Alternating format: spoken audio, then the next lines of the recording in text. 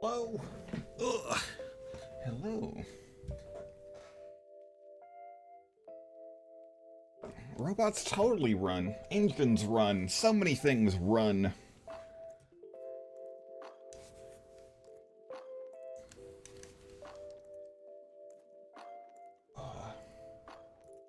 Hello, Klee and Apple. Hello. Well, not hello to Carol. Carol came by and then it ran away, I guess. How's everyone doing today? Instead of getting ready, I may have looked over at Twitter to do my stream tweet and everything like that, and then I saw, let's see. I saw Klee tweeting about warming areas, and with no context whatsoever to what a warming area is. So I started looking into everything. Snow in Texas, it's fun.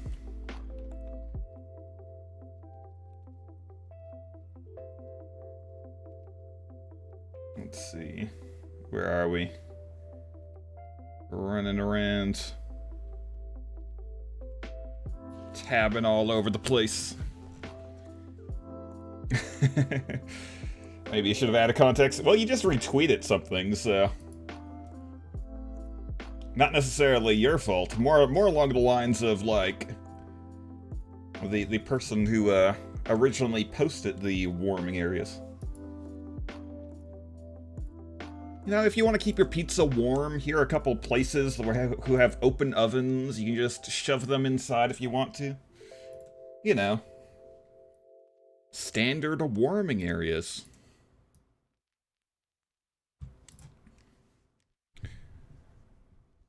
Yeah, I guess it's got to be a lot harder for, like, people who are getting hit by, like, these weird winter storms probably have a lot harder time.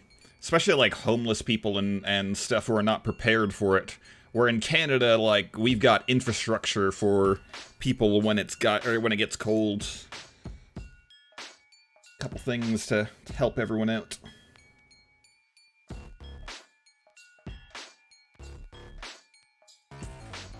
Worming areas. Yep.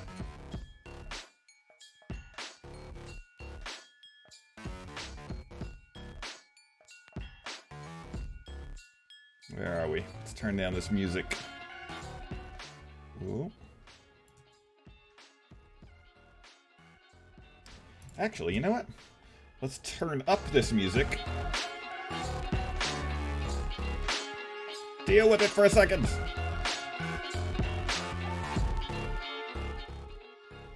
And then I can adjust volume over here. And it's a lot more granular. And better ability. We are going to watch the rover landing stream, yeah. I've got it open. It's an hour 62 minutes away before it starts. Unless they start it earlier and things don't, yeah.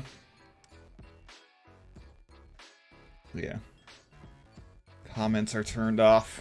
Can't actually talk about it.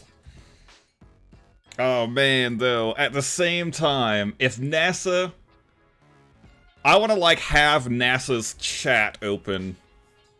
Which I don't think they're gonna have a chat available, and I want to just see all of the conspiracy theory people of like, oh, how much of a giant show they're putting on, putting people on, or putting stuff on Mars, how this is definitely fake. Clearly. Hello, kitty.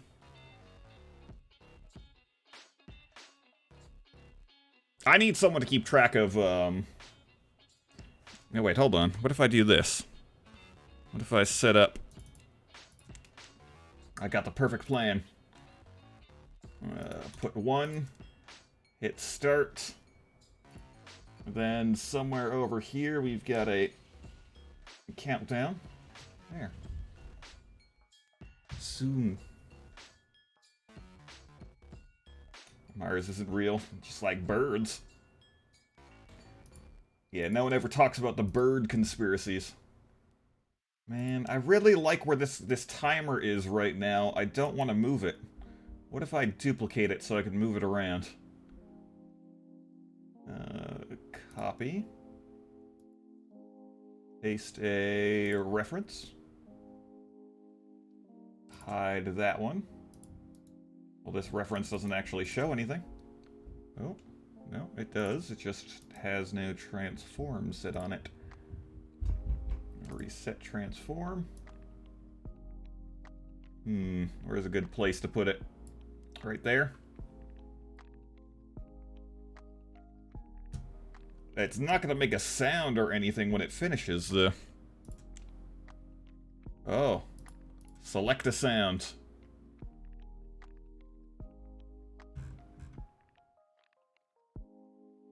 Hold on. What sounds do we have? Overlay related sounds 1.0. We can go with a donate or subscribe sound. Oh, you only accept waves? You only accept waves? I've got... No, that's not going to be a good sound. Australia doesn't exist. Everyone knows that.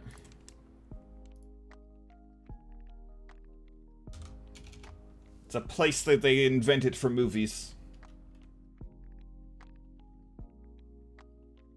I don't want to go and find a WAV file to download. It feels like too much effort.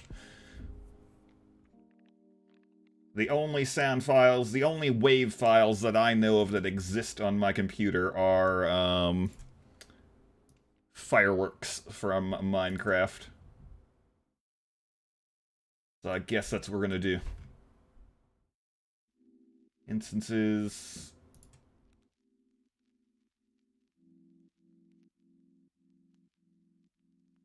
Alright, blast.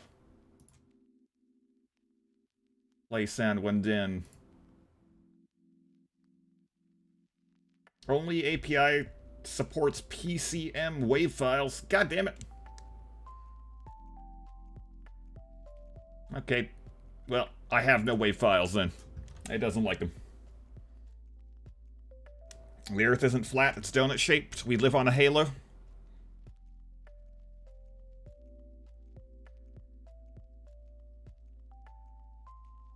Conspiracy theories are so... Ah! Okay, I'm leaving now. Enjoy your stream, Zeke. Carol, thank you for the $50 donation. Everyone in chat, show Carol some love. Share your toast. Have fun. Enjoy your day. That's what you were talking about in terms of making my life trouble.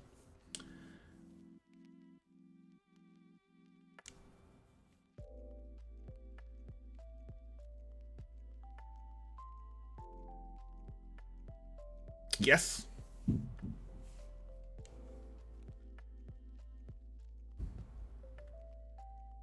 Kangaroos. Kangaroos are so buff and scary.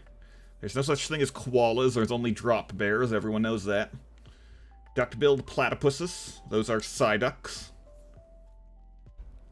Oh wait, and worst of all, drop bears. You should put drop bears on that list twice. Wait.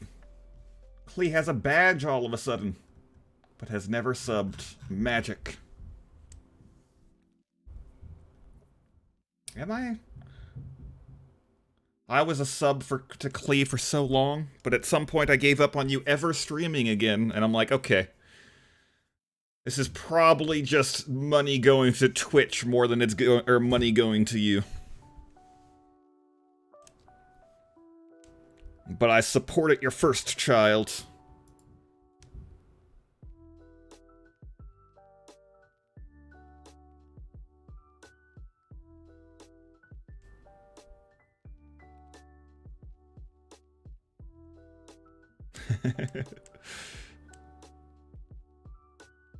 At some point, when someone on Twitch becomes a mother, you have to continue to support them for a specific amount of time as like Twitch or child support. I've kept my sub for Derpshoe. I always want to call her Derpshoe, but she's never mine now.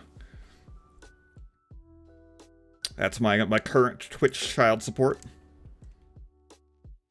You will stream again when they're in school. It's a little bit harder to get them in school. Or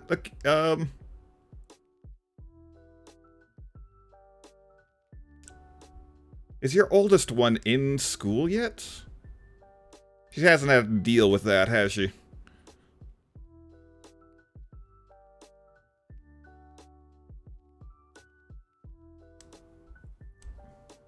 Nope, not yet.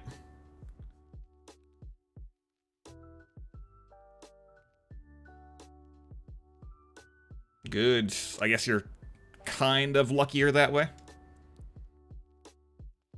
Oh, oh. Man. When you leave the game on... Or, I didn't even realize how long the game was loading for.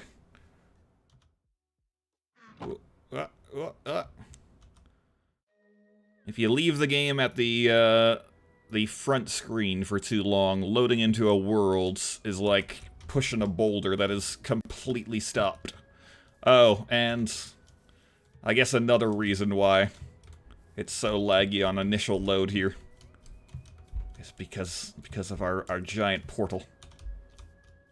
I always like looking at.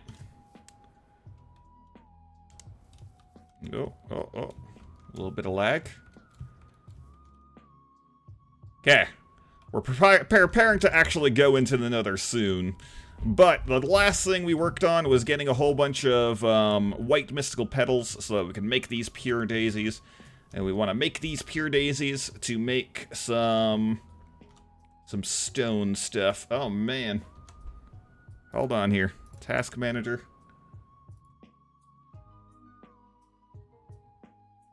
CPU's pinned at 100%. What's going on?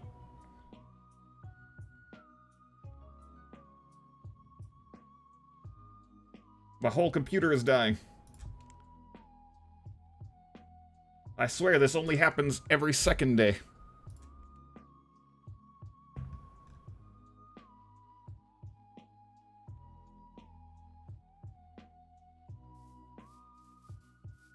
We good? We better?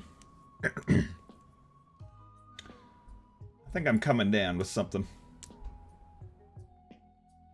My throat's been froggy for a while. I've been very congested.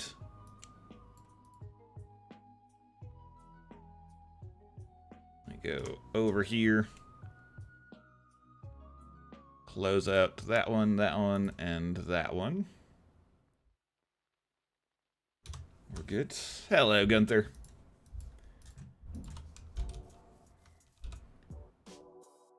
Alright, so we have the pure daisies now. Let's go ahead and get them set up.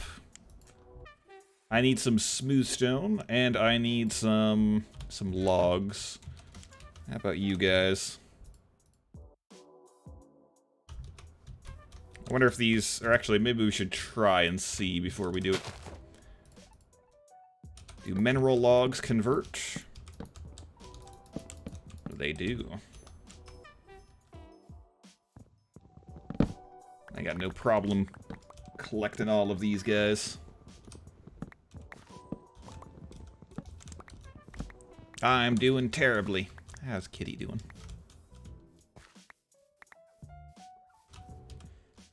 Oh yes, Kitty is going to be the next Twitch child support that everyone's going to have to pay.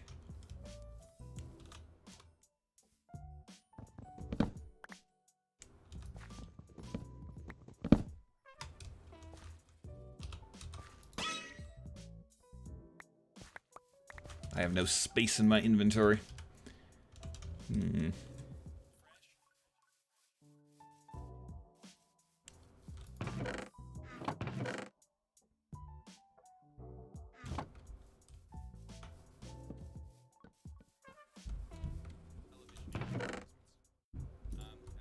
Toss it. They managed to convince an entire continent, if not the globe, that eating a foot of bread was somehow good for you. Run around and try to put things away in our inventory.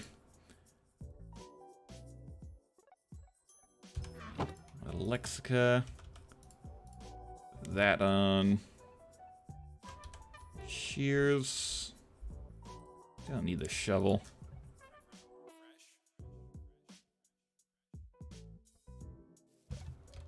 And then it's nighttime. You're still paying your own child support? Wait. As in how?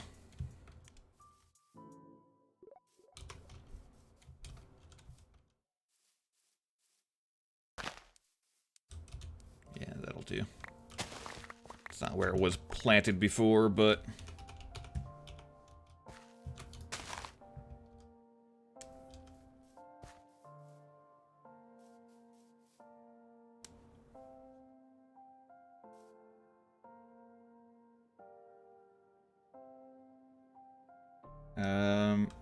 There's lag. Oh. Interesting.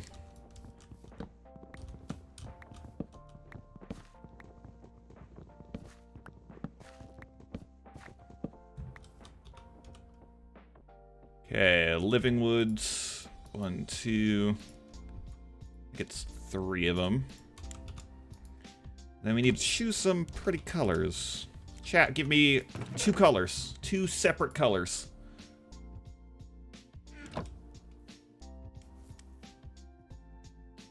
Teal. Alright, that's light blue. Cyan's the closest to teal.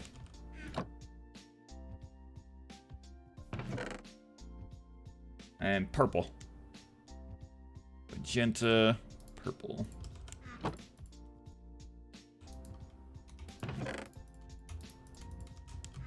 And then teal first, then purple. And a little bit of green in there because it's unavoidable.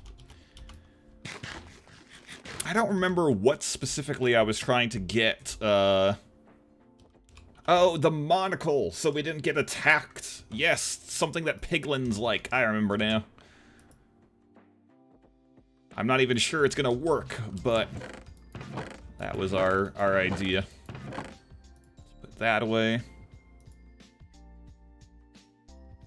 Let's see.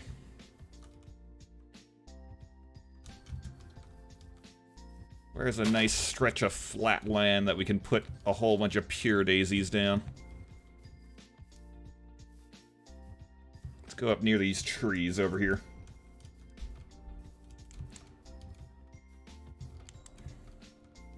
Clearly. Both, or two girls have chosen them.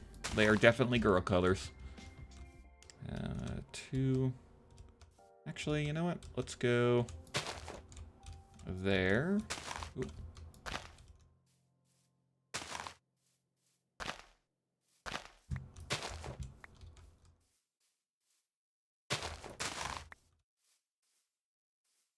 Then 3 in the middle.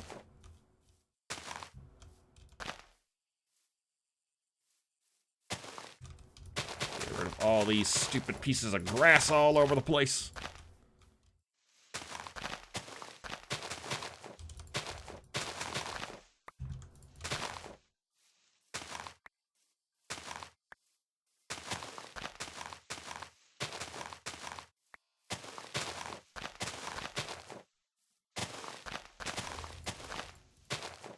We could go further. We could go 8 out. If we try to go double wide, then we're gonna be going down a hill on this side, which I'm not a fan of.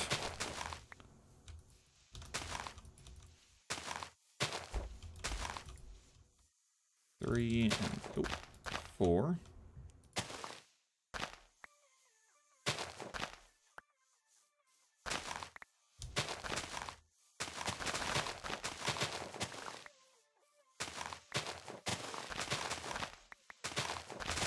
Who invented tall grass? Monsters. All of them.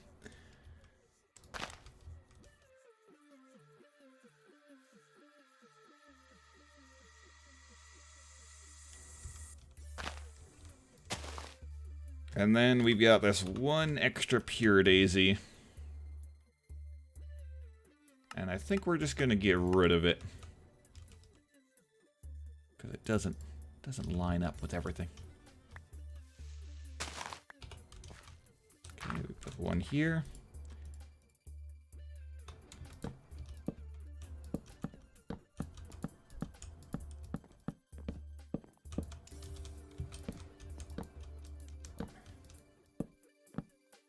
Yeah. Totally a kitty biased.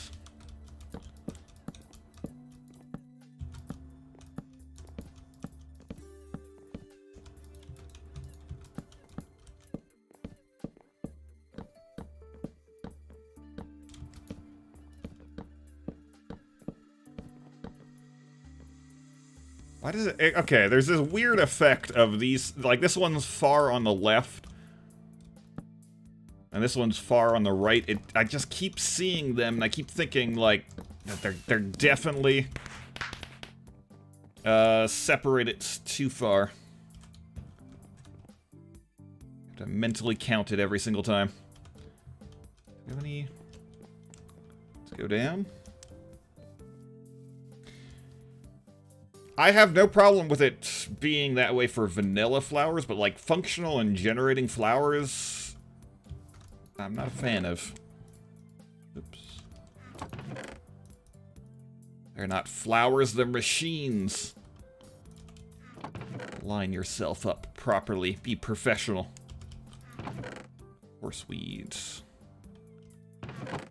Oh, horseweed apparently put up here.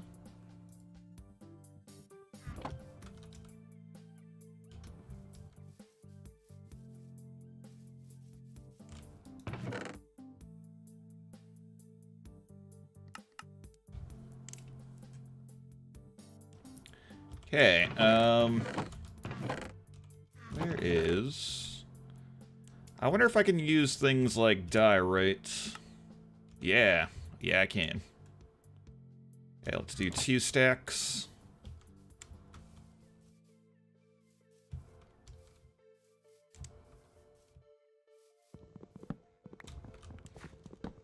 I think the randomized flower positions look good when you're doing something decorative.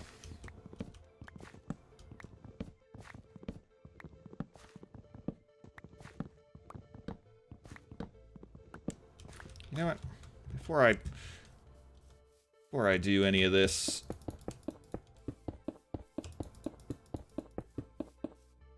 Oh.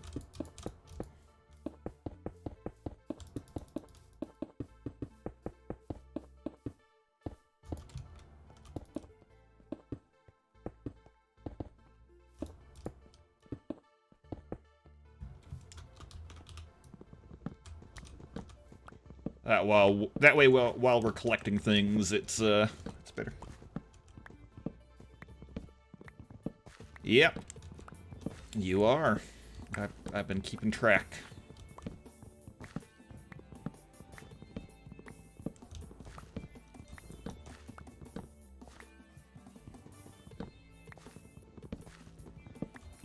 I'm very bad with dates. Or, like, I don't realize when days pass or what day of the week it is. So I'm totally convinced that I'm going to forget it tomorrow.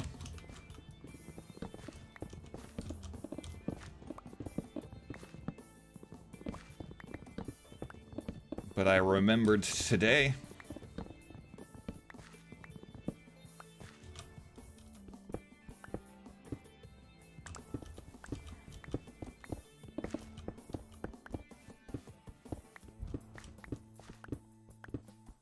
Is there a chance of getting double? I don't think so.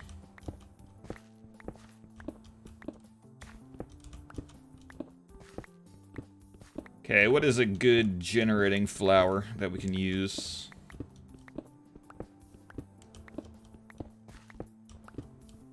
Probably just something that burns coal.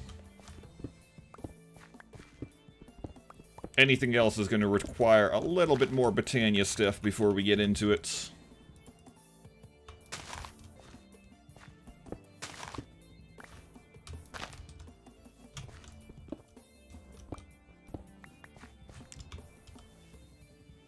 Okay, let's do the rest of this diorite.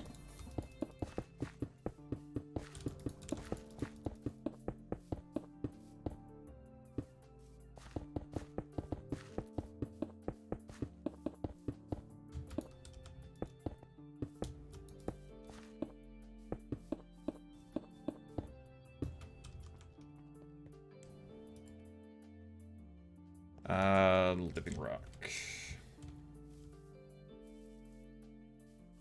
Yep. End of flame. The coal burning. It's getting dark. Oh, I guess I don't need to run around. We're good. Khalid, there were 15 months of continued support. Somehow you've been subscribed for the last 10, 15 minutes. But it just didn't want to show up.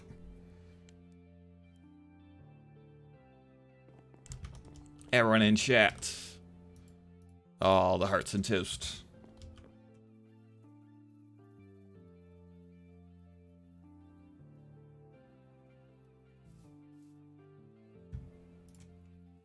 Let's see.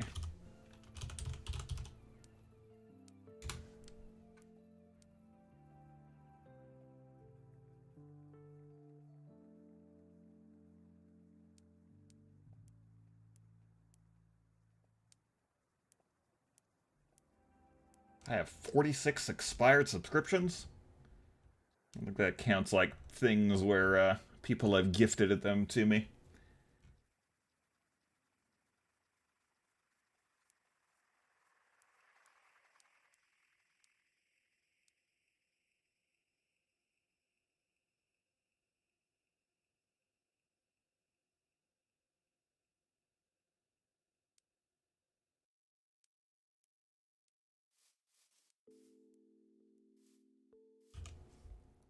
Let's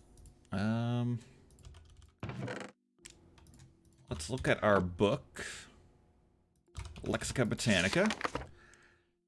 We want to look at generating flowers. We got Endoflame.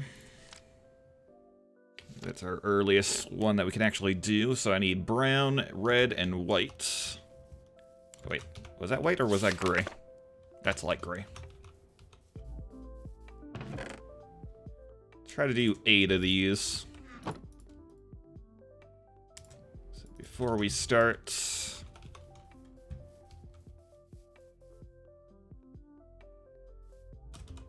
Oh yeah. Totally busted.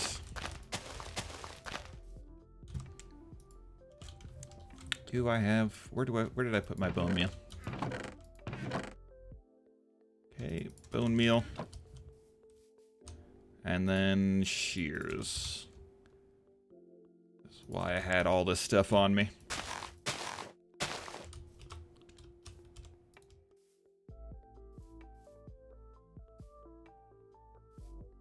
Oop.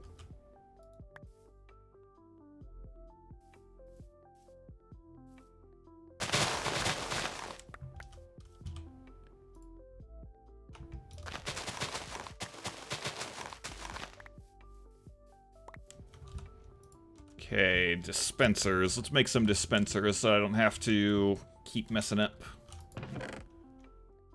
Maybe I can make an easy early game clock of some kind.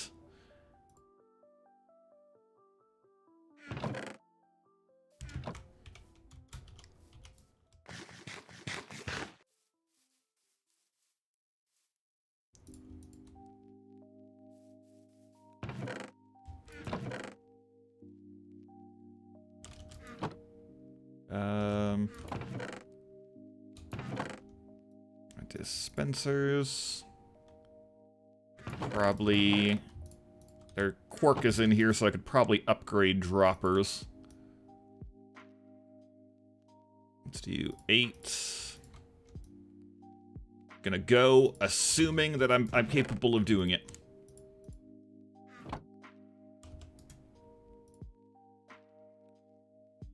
Don't even bother looking it up. Yeah, dispensers.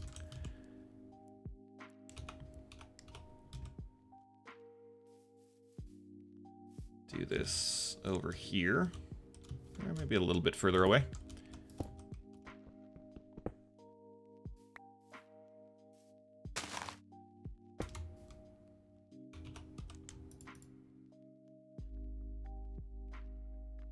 I put that in. Can I also put the petals in? Let's try to get a block of dirt next to this so maybe it'll still work. Then I need a lever. to mess around with. Ooh, you can. And when you do it multiple times, it doesn't mess it up. Okay, if you try to bone meal it again, they both keep good.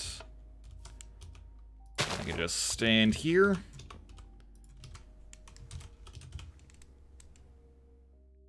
Clock block. Redstone clock from Cyclic. Redstone comparator.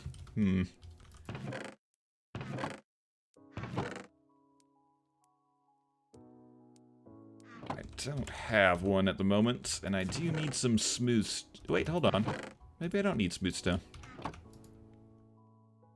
Let me look at this and see... Now, all the polished versions of stone, or anything that counts as stone will work. Gotta head out. Alright. Have fun taking care of the kids. See you, Clee.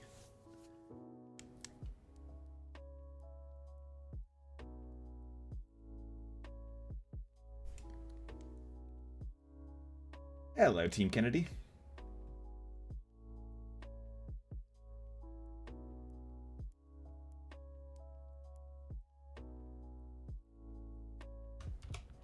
Okay. Let's see if there's any quartz immediately outside. I'm trying to avoid going in with, like, gold gear by building something that counts as gold gear. Okay, I see some quartz. And I don't see any baddies. Ugh. Get in, run! Collect! Go!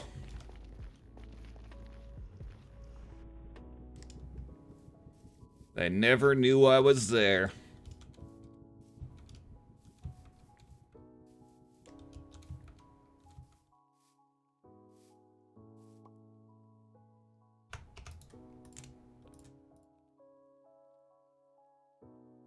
It's all torches, isn't it?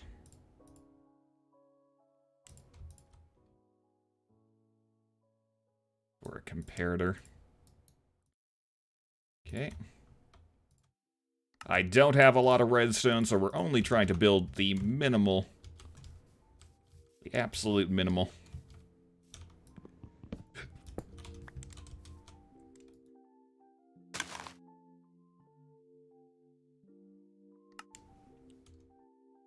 What?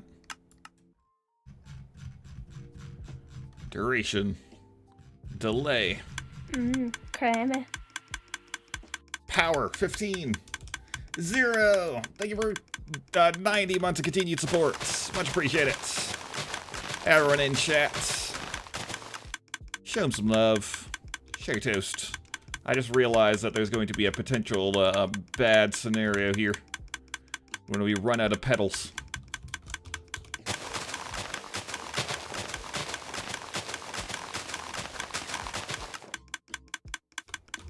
If I do that, it'll stop it. Good. So I need another comparator on this guy that is inverted to disable things.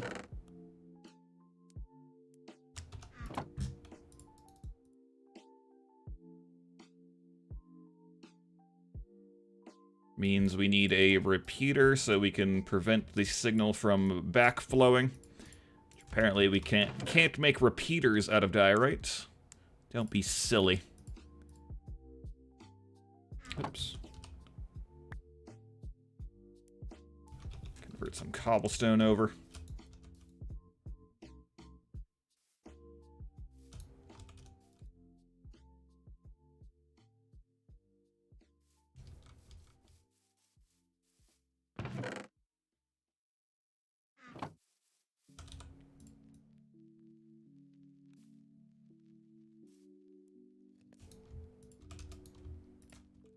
There we go.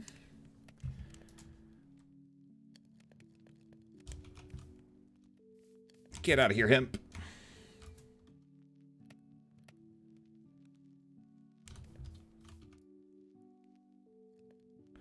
Oh, I could probably... Hold on. No, that recipe also takes pure stone. I was wondering if the cork addict recipe took into account our alternate versions of stone.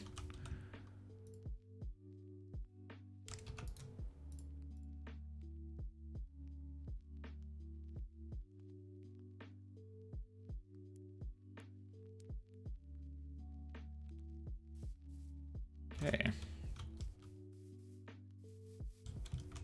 This will allow us to detect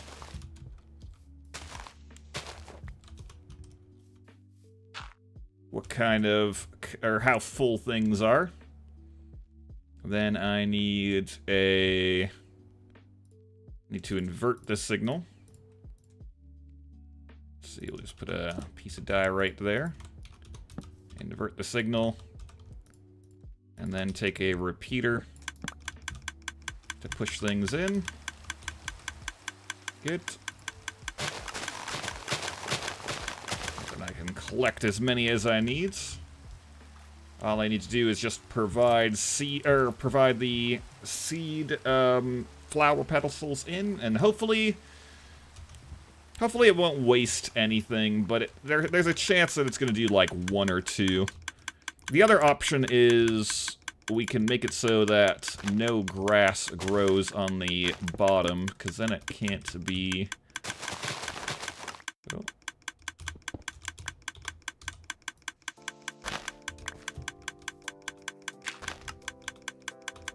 Can't be bone mealed if you can't grass it.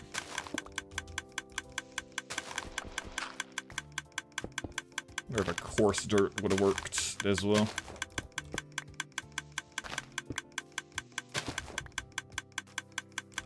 Tickety tickety tickety tick.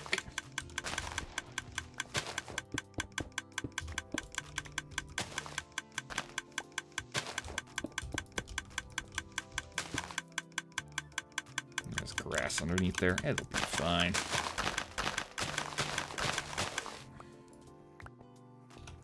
Okay, and then it automatically turns itself off. Turns itself back on. Nice and easy. 16 to make 8.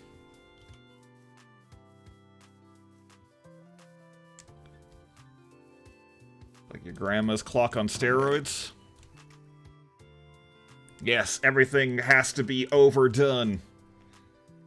This ain't your grandma's clock.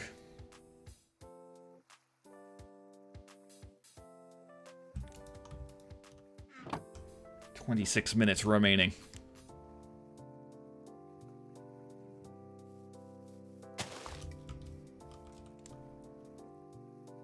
What else do we need? We need light gray. We got light gray. We gotta make more of that.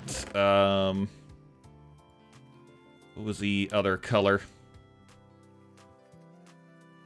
Clock eye. It's called Endoflame. Reds. We also need reds.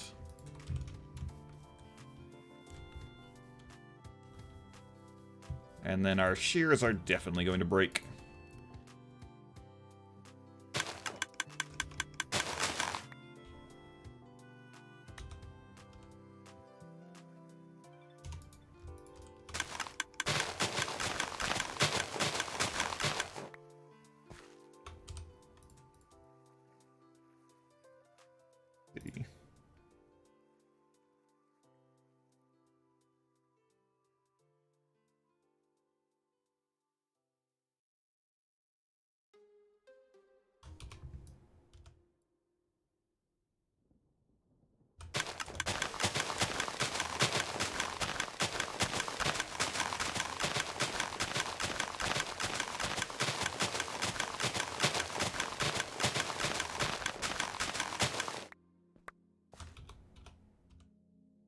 We don't need that. We need the reds.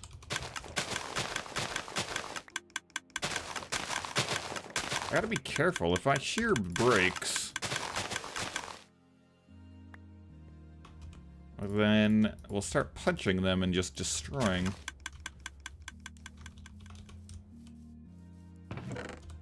It's time to replace them.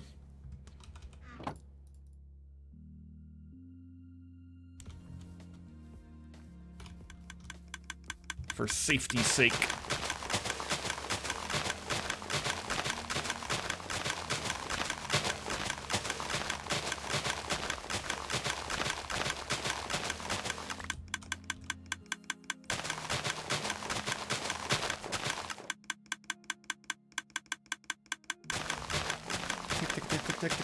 Tick. Oops.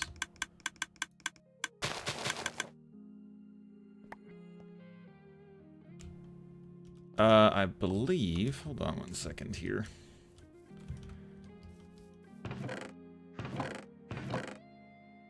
One, two...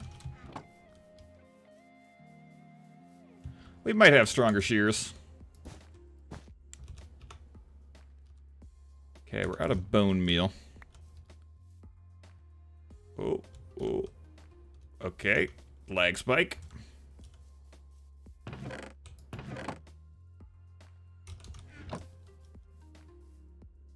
Come over here to our grinding.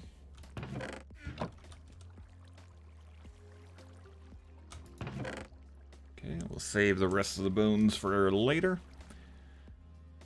A broom part. Bone pickaxe.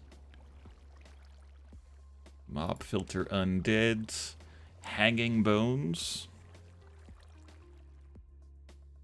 Different kind of chest plate. Mortem chest plate.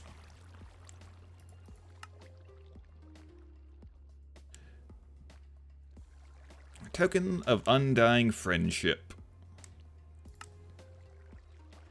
A grave pet. Restores inventory after death.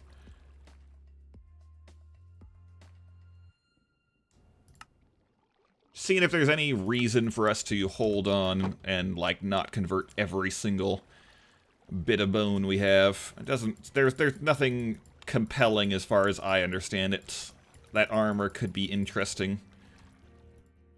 Depending on how it's used by that mod.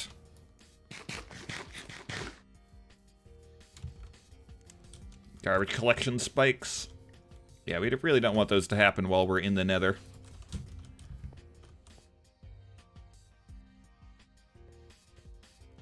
This is also...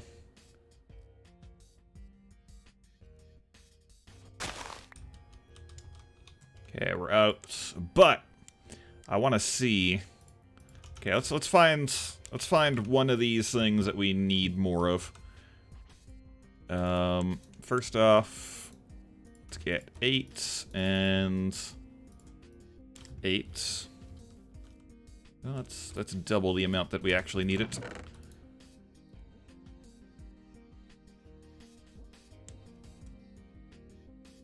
Green mystical flowers.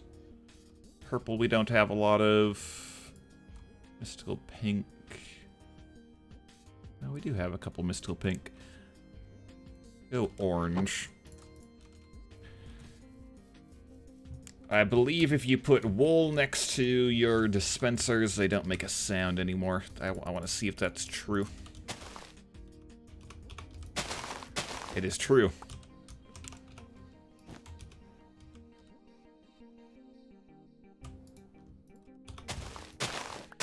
Unfortunately, wool... I try putting it underneath, so it's not going to be in the way.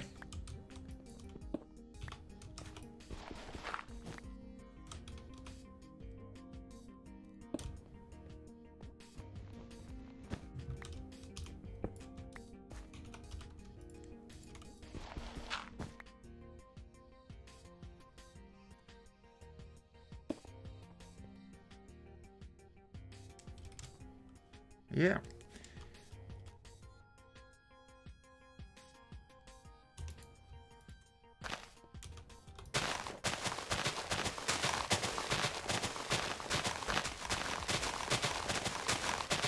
That should be like a feature in vanilla.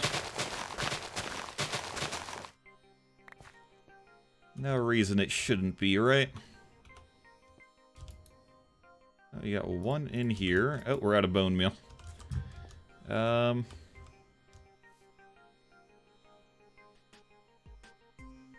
So even when you provide this thing with a redstone signal, it'll keep going.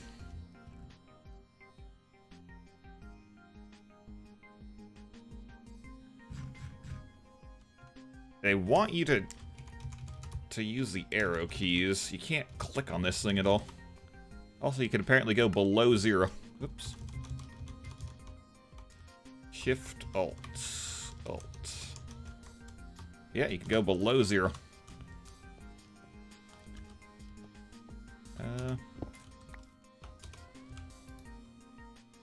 So it's not lagging as it tries to pointlessly do work.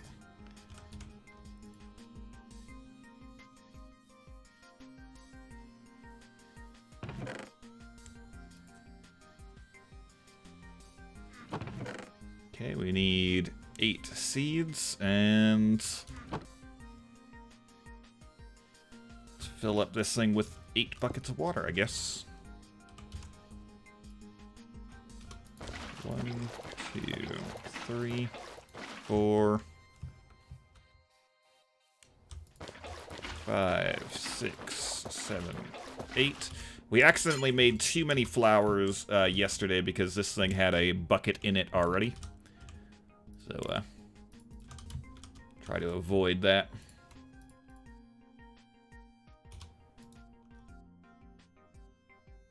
One, two, 1, 2.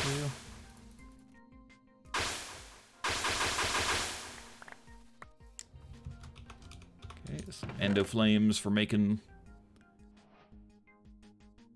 power.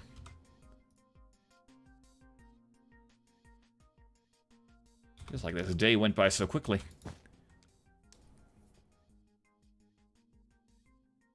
Building machines makes you lose track. And then, in addition to this endo flame, we're going to need a way of moving the power along, right? Game seems very loud.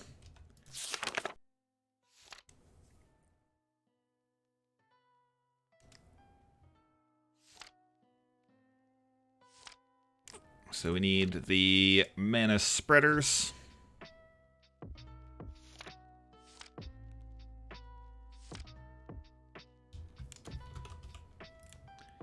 Let's see, mana spreader. I think these take some gold.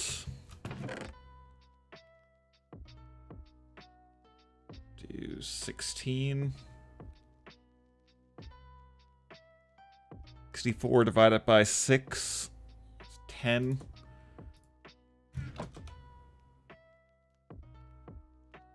And then gold.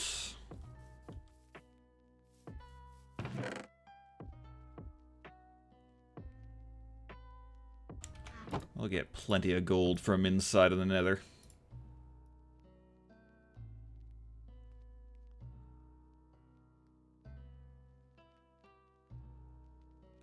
And then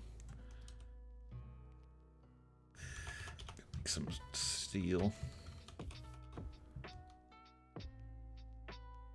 Do something. Let's just do it over here.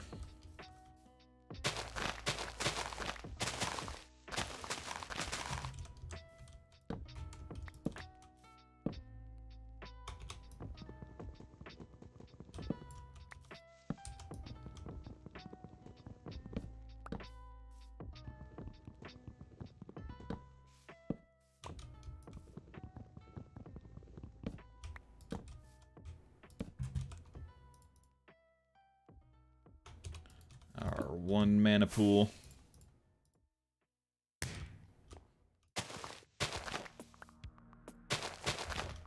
One, 2.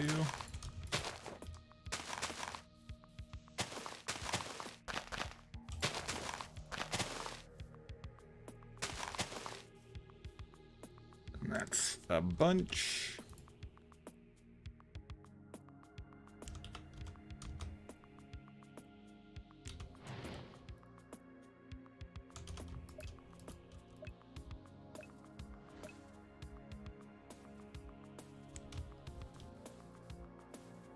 What are some good fuels that we can make?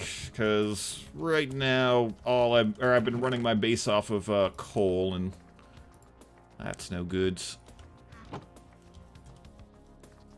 Hello, Ron. How you doing? I'm doing terribly.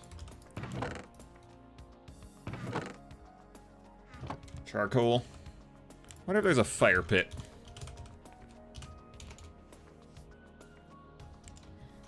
Might be time to invest in some charcoal. Let's go chop down our tree. Well, actually, hold on. We'll get some bone meal, and then we can chop down the mineral, and maybe use the mineral for, I'm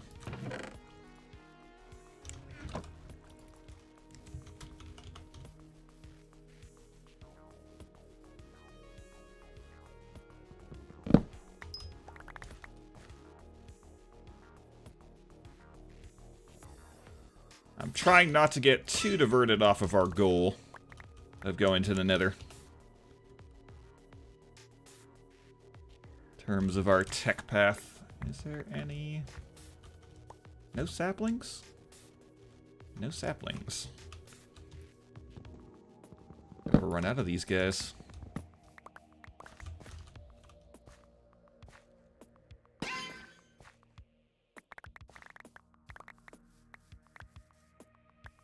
Okay, 3.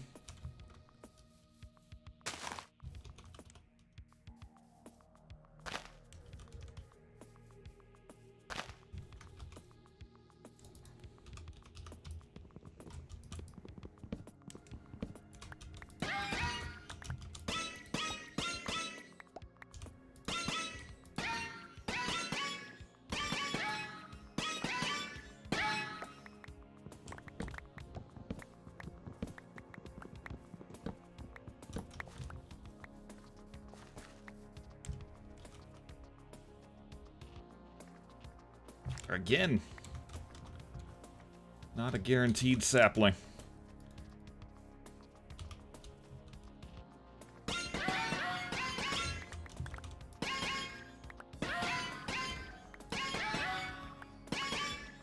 My eye is itchy. Oh, yeah. Woogie! Thank you for 2 years of continued support. Much appreciate it. Everyone in chat, show Woogie some love. Share your toast.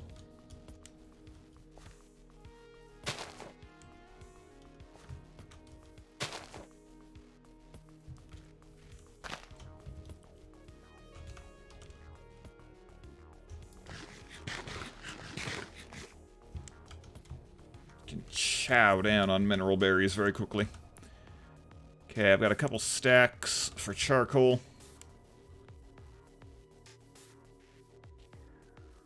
TTS though. There's never been TTS on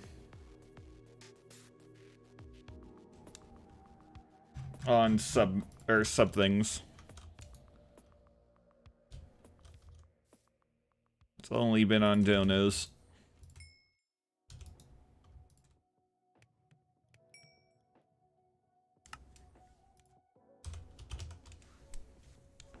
There is coal coke. And a coke oven.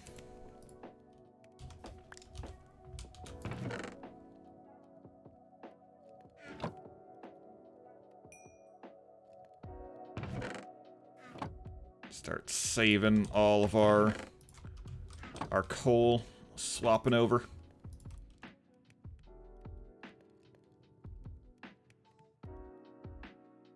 You're golden now. Ooh, fancy. Brand new badges.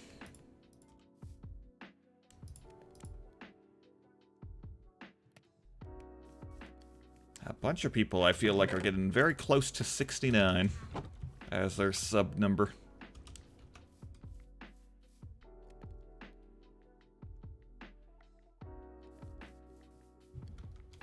And unfortunately you can't set specific badges. Okay, smooth stone. Let's put some living wood in there. Actually, you know what? We're gonna take the living woods. We're gonna put it over with the rest of the things here.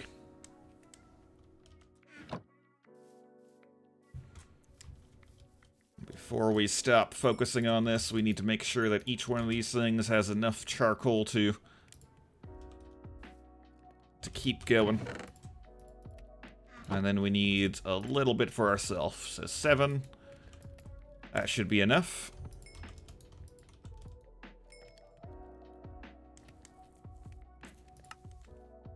Blast furnaces do it in half the time.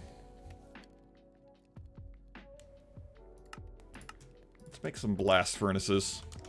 Let's make 8 blast furnaces.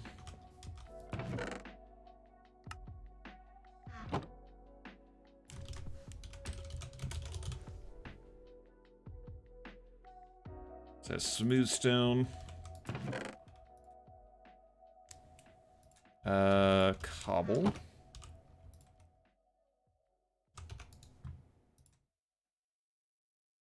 That's 8 of them. Let's put our dispensers in there.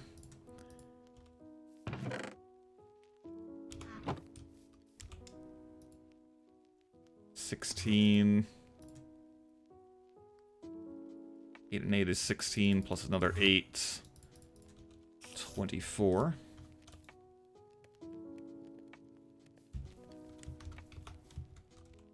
And then all iron.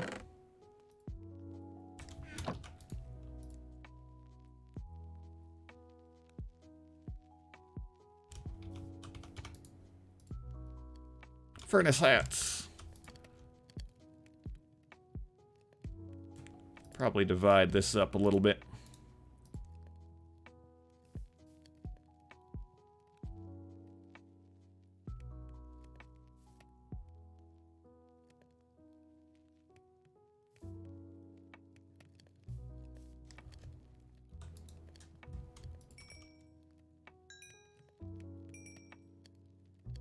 $32 charcoal for making some mana.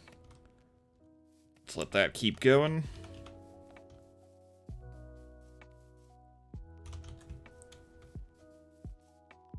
1, 2, 3, 4. 1, 2, 3, 4. 1, 2, 3, 4. 1, 2, 3, 4.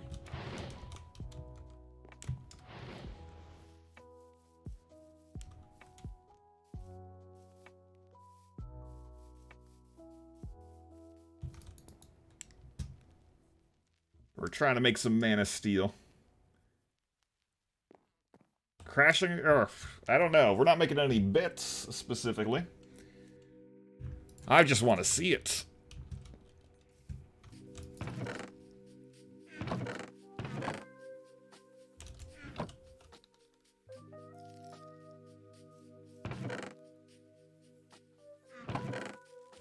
And then everyone in chat can say, or can answer the question of where were you?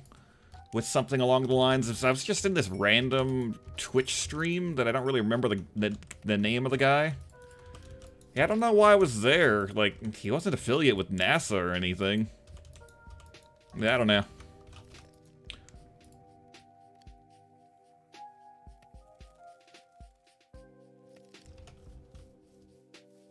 Cool. It's not going to be that monumental of a scenario. Apparently, when you smelt smoothstone and you get smoothstone bricks, you have a chance of doubling.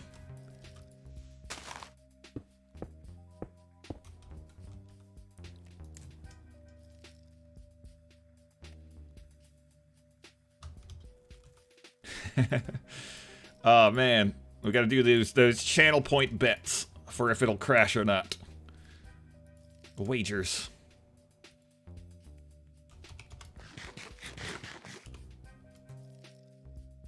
Okay, and then we can move. Divide that by 4, and then... Oh, there is no variance. Let's see.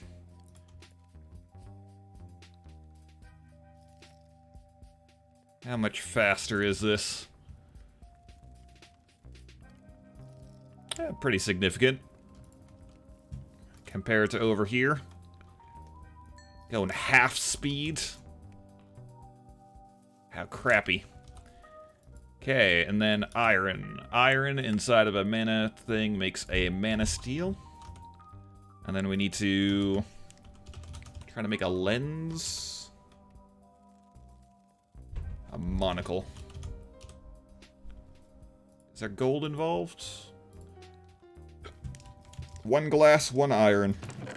The whole reason we made this detour was just for this one item.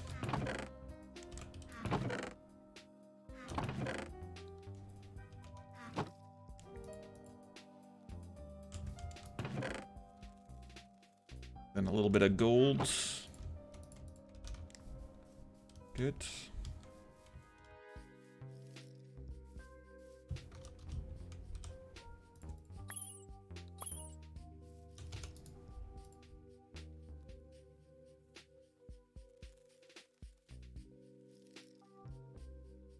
Okay, Mana Seer's monocle. Inner Arts goes into the charm slot down here. So you can see it. I'm wearing it. Oh. See a couple extra aspects. Should I wear, or should I bring like backup gold gear just in case things start to get deadly?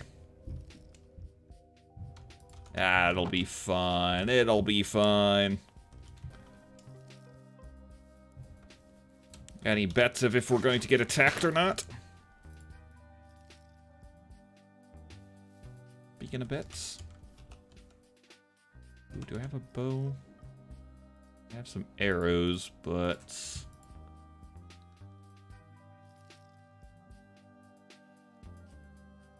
Hold on. If I place these down... and then pick them up, do they stack with my other one?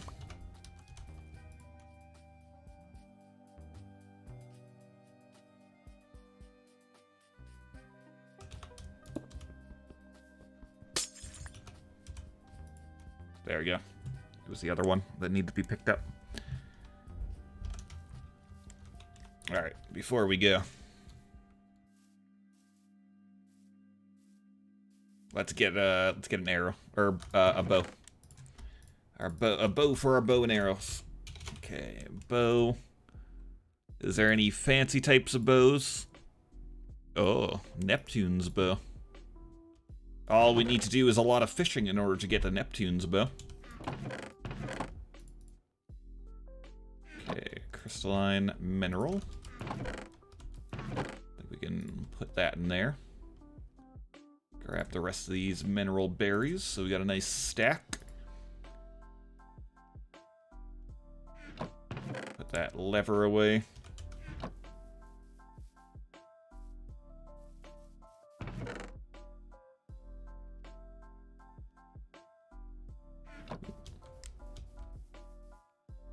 Oh god, we only got 1 minute and 15 seconds.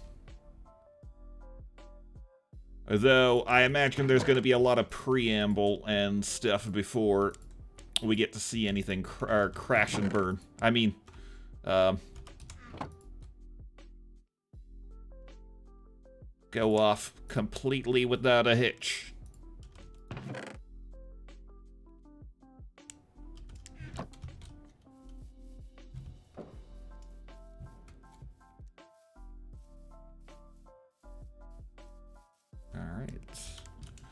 Don't need berries. We're not in... whatchamacallit. Okay. Oh wait, I didn't build the bow and arrow. Damn it! I'm not stalling. It was an honest mistake. I looked down at the time for how long? Till the stream? Coming up. Live commentary. Alright. The stream is live.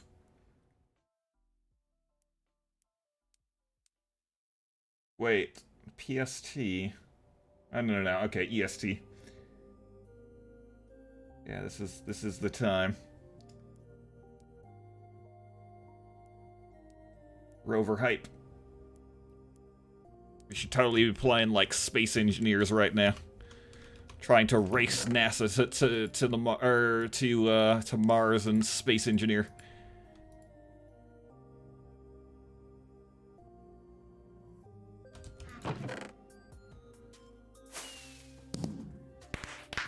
Farming leveled up for some reason.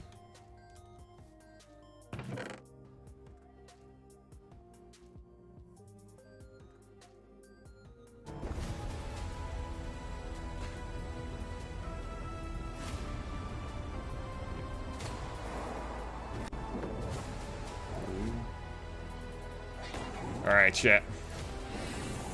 Save and quit temporarily.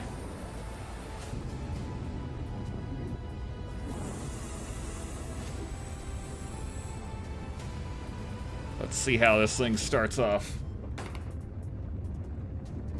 Let me, pause our music.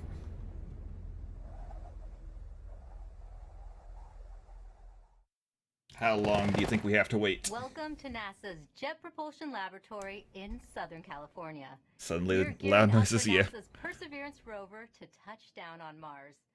Happening in an hour and a half from now. Oh no! Will attempt to land in Jezero Crater. It is the most difficult landing site on Mars ever attempted. Thank you for joining us. I'm your host, Raquel Villanueva. In the past, mission team members 720p. mission control for landings, but this time around, all right. safety measures in place. Today's landing will look a little different than what you've seen before. I am in a room by myself, and so is my co-host. Here in the space There's a little bit of like COVID theater that has to happen on everything. Some are in mission control, others are upstairs for landing operations. We also have Yeah, an hour and 30 minutes from now. our guests on this show.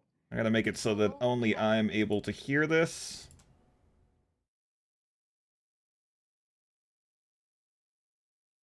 And then we'll load the world back up.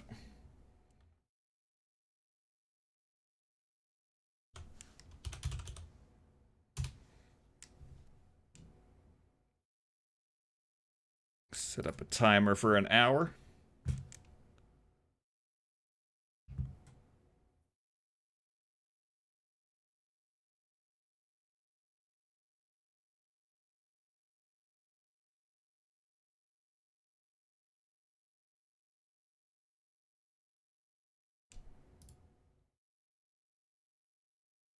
Ooh.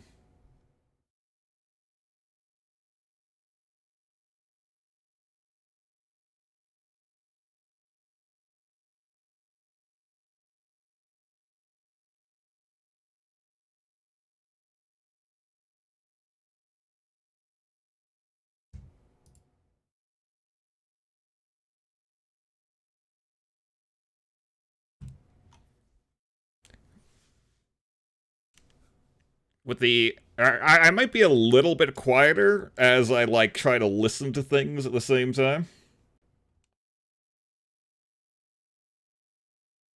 Should I leave the audio, unmuted for the NASA stream? Maybe just listen to it. Make comments. Makes things easier that way.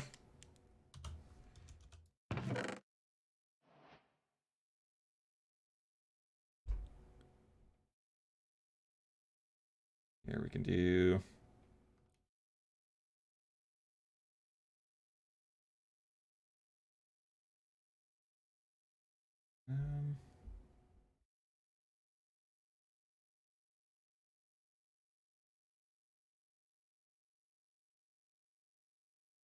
I want to... No, not a mini player. I want to pop it up. There it is.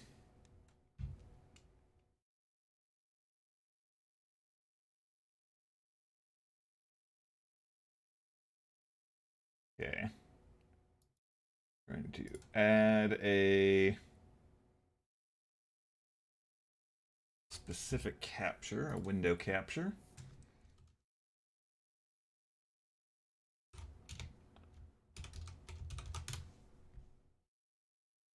NASA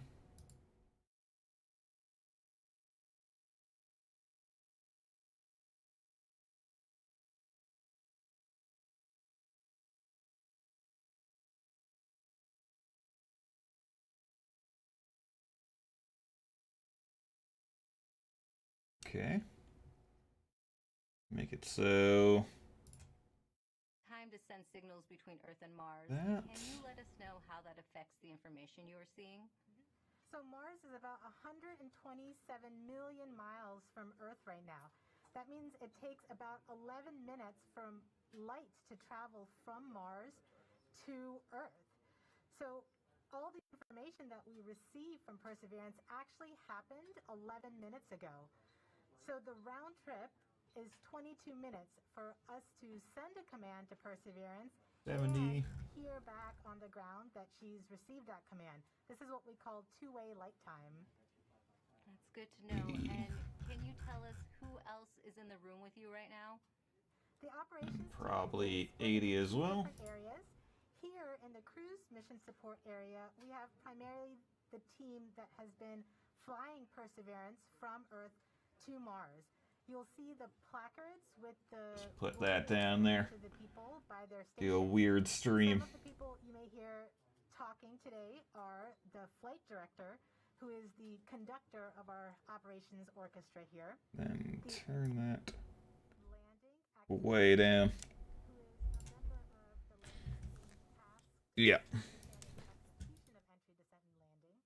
And then also Alright. telecommunications and I got that going on my second screen. I gotta make you guys who will be monitoring always on top. from Perseverance through the different tasks and tasks. Upstairs, in what we call the war room, we have almost the entire entry, descent, and landing. Now you can follow both streams.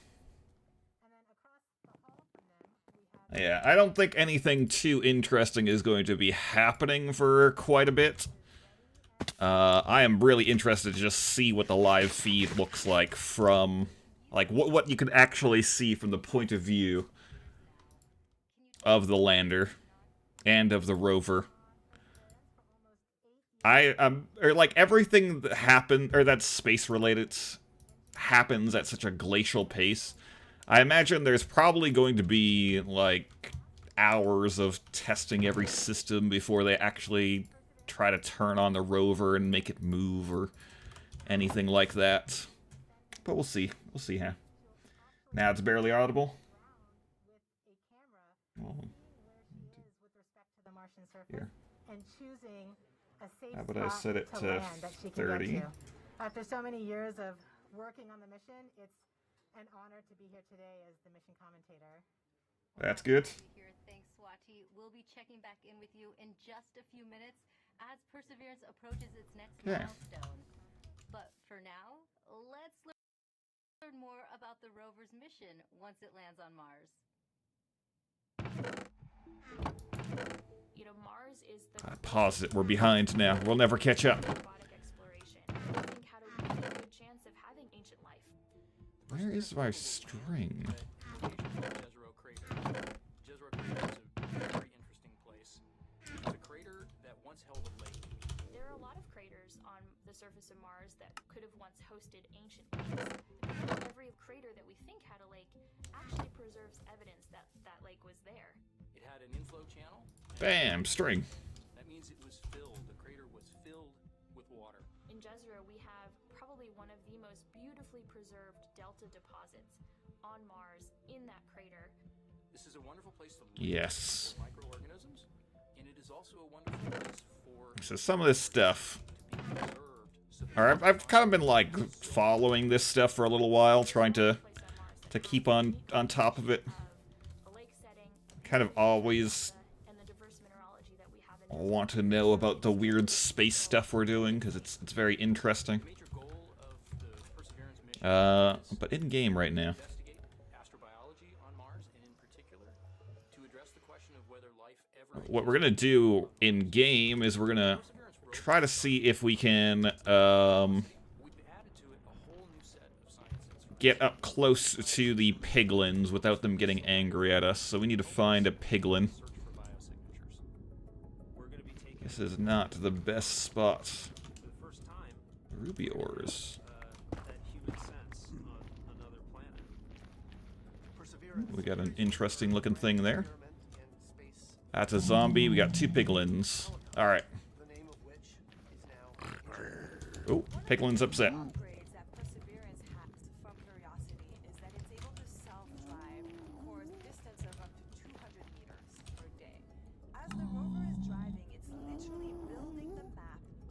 You're supposed to like this. It is a piglin-loved item. To really unlock the secrets of Mars, we have to I bring guess they're not able to see the curio slots. What Mars 2020 is going to do is to drill samples, put them in small tubes. We're going to seal it in its own individual tube. We set them on the surface to provide a target for the second two missions, which hopefully Rubies. in the next 7 years. So these rubies work for blue power stuff as well as crossroad stuff. Perseverance is a very, very profound first step in both our understanding of our place in the universe and Which one of these things is actually crossroads? Blocks?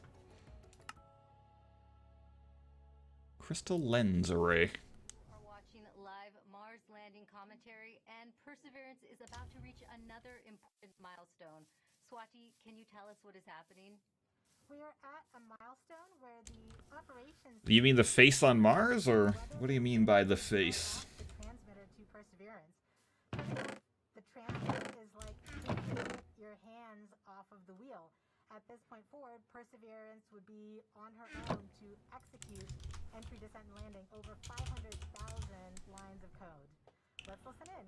Well, that was just our dumb brains looking for patterns. The face on Mars was just, hey, look, the shadows lined up. We kind of got a face.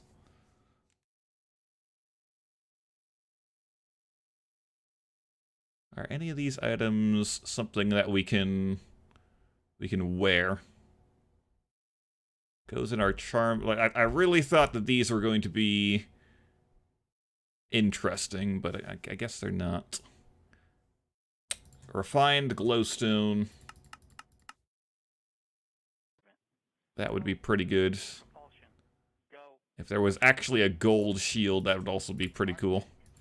But I think we need to go with some gold shoes. To not aggro the piglins who do way too much damage. Deputy mission. Go. EDL phase lead. Go. Mission assurance. Mission assurance is go. Chief engineer. Got a feature in Doom 3 even. Chief is go. Project manager. Ooh, what's going? Let's go. Mission manager. All stations are go for transmitter off. Now there's turning transmitters. Go for transmitter off. Well, we have deemed Perseverance ready to execute entry, descent, and landing on her own. Are you happy with me now? Swati, as we just heard, Perseverance They're happy with is me now now. operating on its own as it cruises closer to Mars. To help explain what this mission means for the agency is NASA's Associate Administrator Thomas Zurbuchen. Thomas, this is our 5th rover sent to Mars since 1997. Can you tell us how Perseverance is going to kickstart a new era? Wow, this is such an important day to us, and it really is the beginning of a new era in the sense that we're going from Are you angry? exploration, with experiments on rovers, looking around, doing analysis, to the sample return phase, in which we're not only looking around, looking Okay. at geology, but really This is out of place. over into a robotic geologist and astrobiologist collecting samples that we will. I don't know if this is going to be extremely deadly. Of course, those are where the best laboratories are, all of humanity. Some of them still remain to be explored by some that are not yet in the science community yet, and that's what we're looking for. Instant harming arrows. The other element that I want to talk about is the amazing technologies that are there, and of course, one of my favorites is the Ingenuity helicopter. This in search of this extraterrestrial right now, this moment, control flight for the first time elsewhere. That is in.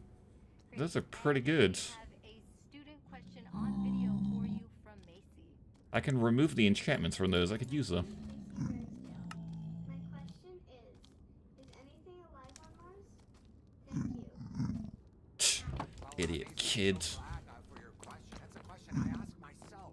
Is anything alive there? And frankly, Don't you know the point of everything?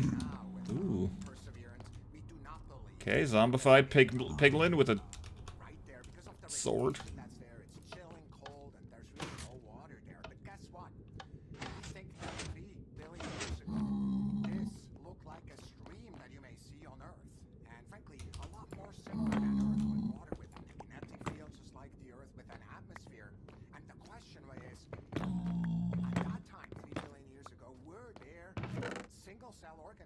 just of the type that developed Life stealing? Is there life on Mars overall? We don't know. Where we're going right now, we're really looking for ancient life, and that's what we're so excited about. Thank you for your time today, Thomas, and thanks to everyone who's been using the hashtag Countdown to Mars. Here are some of the photos that you've sent in so far. Let's take a look. Now, please keep sharing with us how you are. How many of these are going to be worthwhile? Take them all. For now, let's go back to Swati for an important update to what's going on in mission control as we get closer to another milestone. This next milestone is a communications pole. So during Okay, there's nothing extremely useful here. I was hoping for Blaze and Blaze rods. talking to two spacecraft that are currently orbiting Mars, the Mars Reconnaissance Orbiter and the Maven spacecraft. This poll is to confirm with the I Mars also need Reconnaissance quartz. Orbiter spacecraft and the Maven I don't know if piglins get upset for quartz mining. I know they don't like gold mining.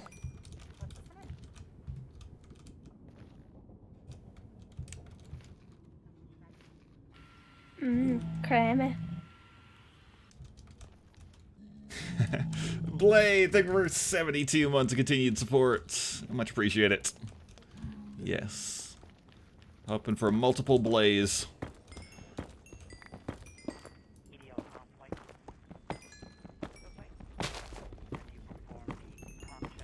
Clearly one Blaze not fixing all of the problems, so we need multiple now.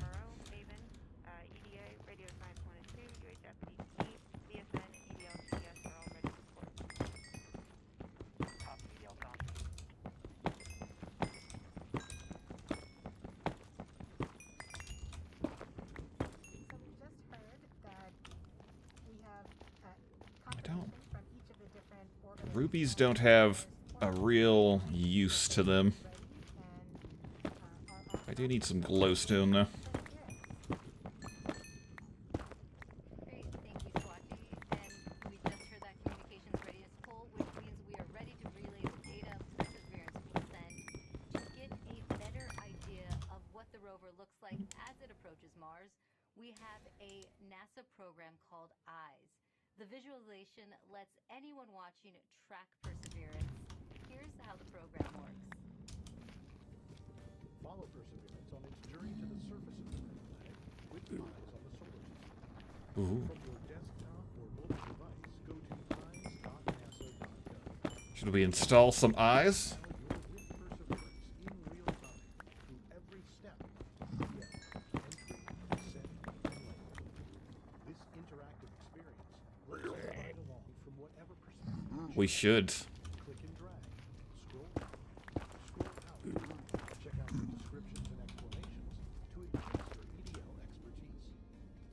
Experience every entry, descent, and landing event precisely designed and executed to land. Eyes.nasa.gov. The EYES experience is based on predictive data, but It's dead. You killed Eyes. called Ranger. Based on the real communication the team receives from Perseverance near real time. Oh, it's not doing well right now. Data fills their screens while monitoring the health of Perseverance on its nerve-wracking course to another successful Mars landing. Enjoy the ride. It's not working, so download the app to get started. Yep, they DDoSed NASA.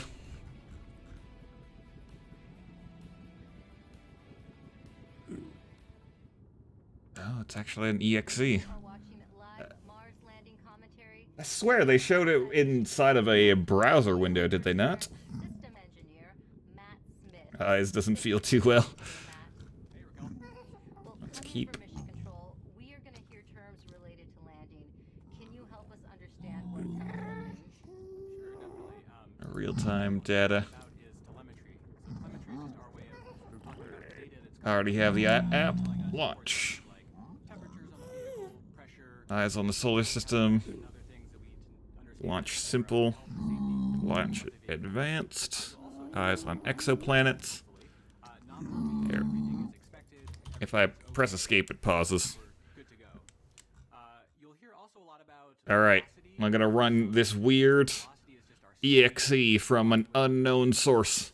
and deceleration is our slowing velocity. So we're coming in at over 12,000 miles per hour. Is 64-bit. To a nice comfortable 2 miles per hour at landing. And that's Install. Speaking of landing, you may hear a couple important terms at landing itself. One is Finish. RIMU. So the RIMU is a device on the rover that measures the rover's orientation and whether it's moving. So we want a nice stable landing Stop. spot without Yeah. any motion. You'll also hear UHF stable, hopefully. UHF stable refers to good telecommunications link with the rover and indicates that we've had a good Okay, is it eyes? NASA eyes? NASA's eyes. the sky crane maneuver. Finally, you may also hear Tango Delta nominal. Okay. or touchdown nominal. That means Fly along NASA satellites. Start. within the expected range of safe landing speeds. Thanks for that breakdown. Now, this is your first Mars mission. What have you learned from this experience? Yeah, one of my takeaways is that you can almost never be too careful when it comes to Mars. You definitely can't take Mars for Oh, no. checked and double-checked and triple-checked everything on our way to Mars. And, even though we've done It might not even be possible to use the app right now. sky crane technique on the Curiosity rover, I think everyone's going to have their, everyone's going to hold their breath. Can we just, like, turn this into a community thing and hang out in the Discord, And too? we have a social media question coming in. Nor the Door on Instagram asks, how complicated is the automated landing sequence and who wrote the code? Yeah, it's quite complicated. The automated landing software needs to do literally hundreds of things, all on its own, just right with sub-second timing accuracy. And it's the result We're gonna have to of keep opening and closing eyes. over many years stretching all the way to Curiosity and then improved for the Perseverance landing today at Jezero Crater. Let's pin this. Thanks for your time today, Matt, and good luck. Thanks.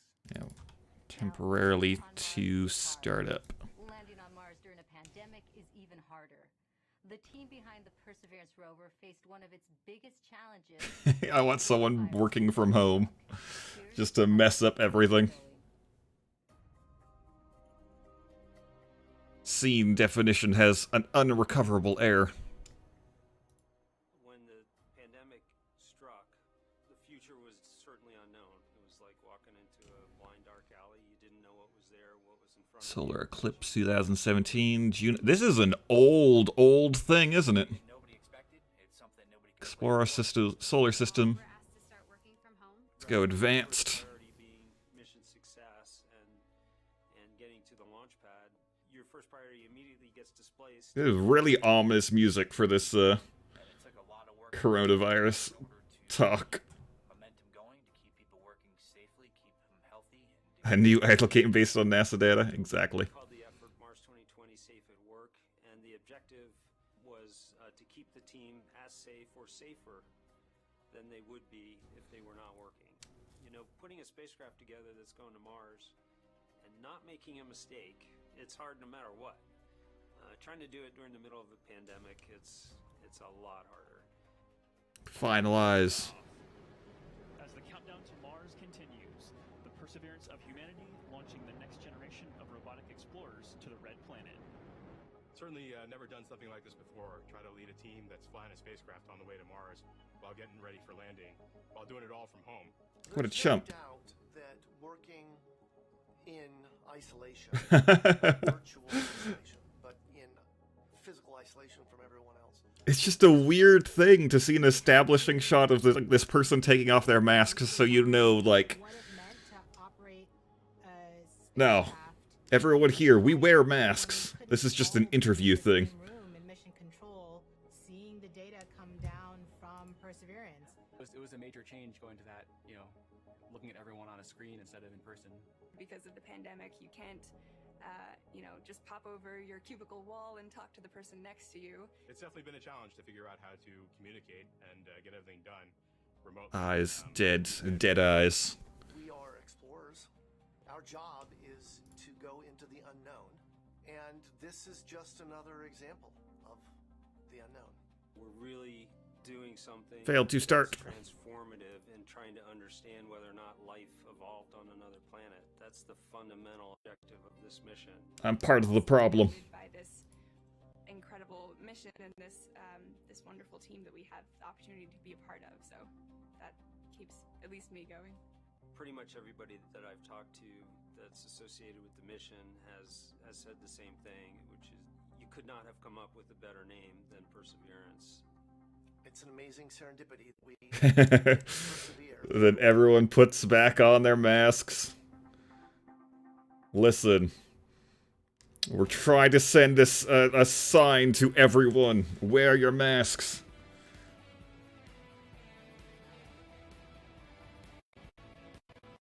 Ooh, ooh, ooh.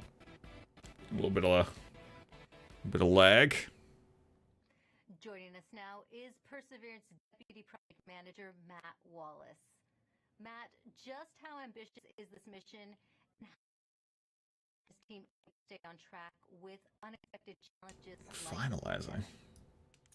Well, it's a very ambitious mission. Java 10. A host of new, extremely capable science instruments to do that science mission. NASA is not responding. Oh no. A number of technology experiments. It's using all my CPU. Forward information into the next set of robotic explorers, or even Oh, it's falling apart. for us to do.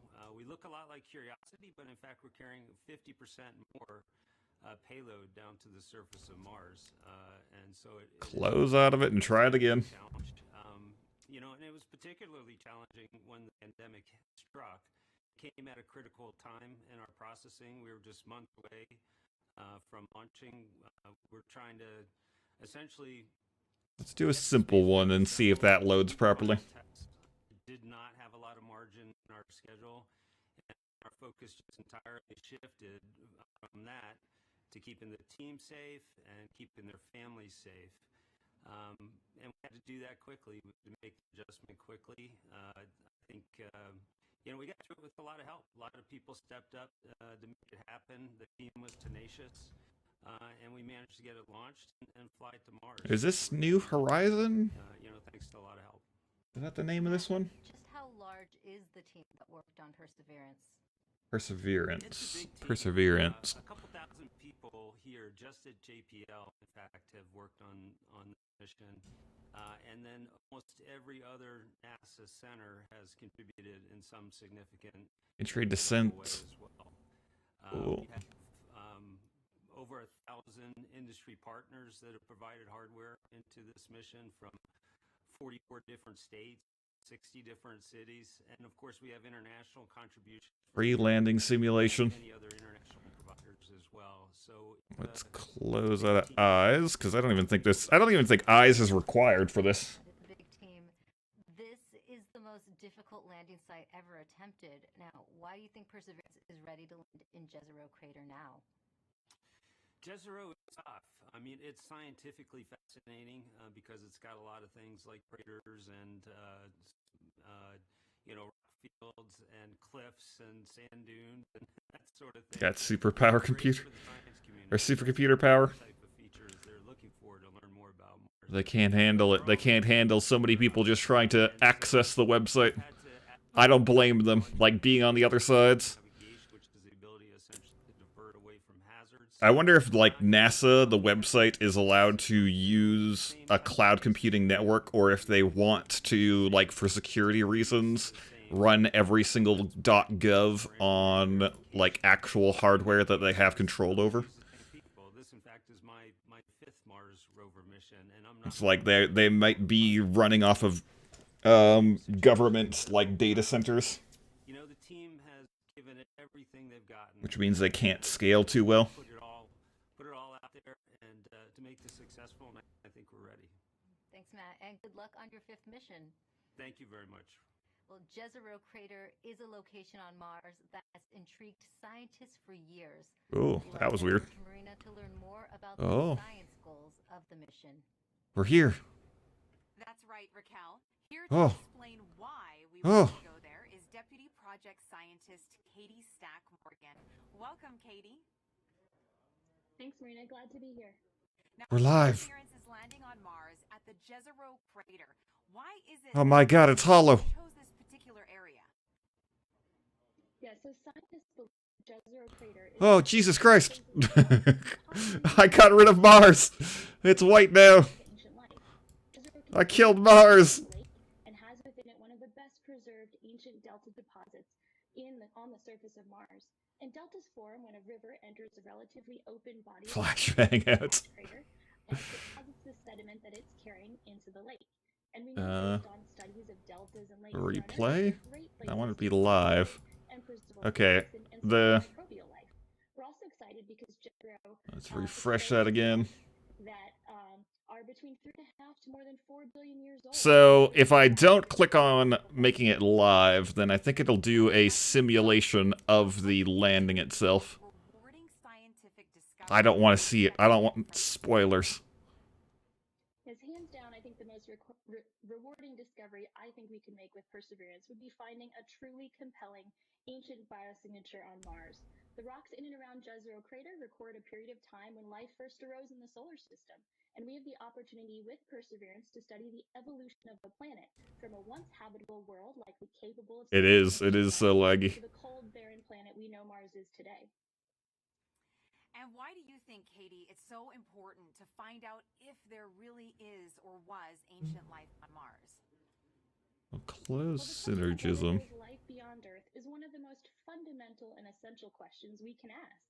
And our ability to ask this question and develop the scientific investigations and technology to answer it is one of the things that make us as a species so unique. And based on everything we know about Mars in the past, it absolutely should have been capable of supporting ancient life. So we can find out an answer to the question, where there were habitable environments, was there life? And studying the possible emergence of life on ancient Mars can also help us better understand the conditions that led to life on our own planet. We're gonna learn that there was a bunch of dickbags on Mars who polluted the place completely. I don't like listening to kids ask questions. It's just they ask it in such an annoying way. 1 hour and 6 minutes until touchdown.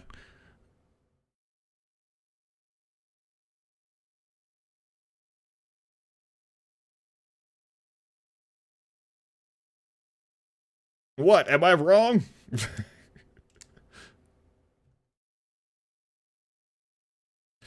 Kids' typical question, will there be aliens? Yeah.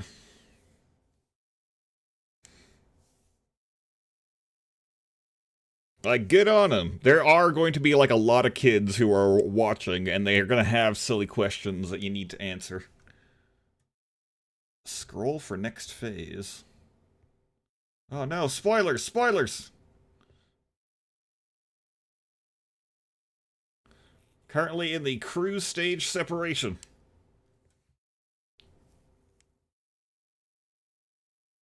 D-spin happens in 50 minutes. Touchdown in 1 hour and 5 minutes. About 10 minutes before entering the atmosphere, the spacecraft sheds its cruise stage, which has the solar panels, sensors, and fuel tanks during the flight to Mars. This is still not rendering properly, I'm pretty sure.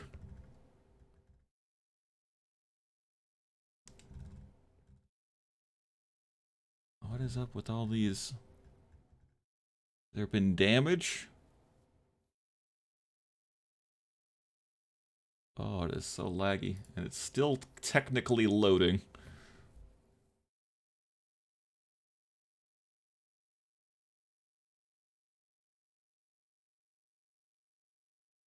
Has there been damage to the solar panel? Like, why is it all splotchy like this?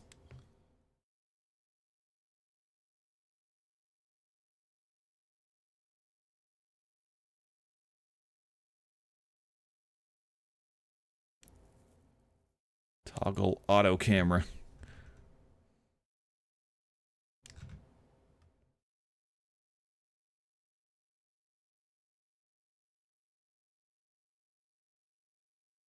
Toggle floodlight. Ooh, shiny. Zoom in, zoom out. Show or hide UI. Come back.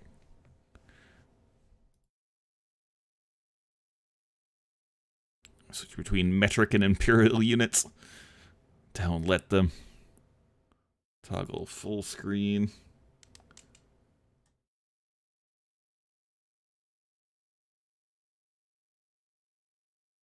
Yeah, tell me if it's laggy on your side.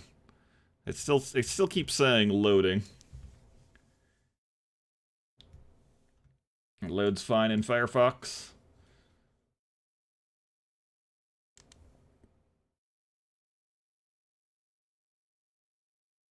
Let me swap over to Firefox for a second here.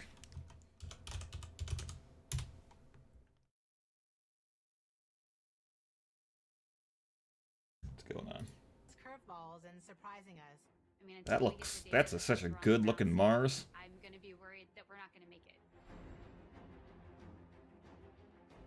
Entry, descent, and landing is often referred to as the 7 minutes of terror, because it takes about 7 minutes to get from the top of the atmosphere of Mars to the ground safely. The spacecraft has to do all of this by itself. There are many things that have to go right to get Perseverance onto the ground safely. There's a lot counting on this. This is the first leg of our sample return relay race. There's a lot of work on the line. Starting about 10 minutes before atmosphere entry, we get rid of really the spacecraft part of the rover that's been supporting us. We come screaming in to the Martian atmosphere at 12 to 13,000 miles per hour. And the heat shield is what dissipates all that initial energy through friction. The vehicle will continue actually flying itself through the atmosphere. It's sort of like a transforming vehicle that went from spacecraft, and now it's kind of like an aircraft actively guiding itself. When we're going slow enough, we deploy a parachute. The biggest supersonic parachute we've ever sent to another planet. It's critical for slowing down the vehicle. Perseverance's entry, descent, and landing borrows heavily from that of Curiosity. But fundamentally, Perseverance is a different rover. She's bigger, she has different instruments. We've added a lot of smarts on the inside to make it more capable so that it can deal with the landing site that we've given. The science team identified Jezero Crater as basically an ancient lake bed and one of the most promising places to look for evidence of ancient microbial life. Something might be screwed up on my end. Return to Earth. The problem is it's a much more hazardous place to land. When you look at Jezero, all you see It's like it's smooth now, but wait, what happened to your? It's missing some parts. And we can see the ground in a couple different ways. Perseverance will be the first mission to use terrain relative navigation.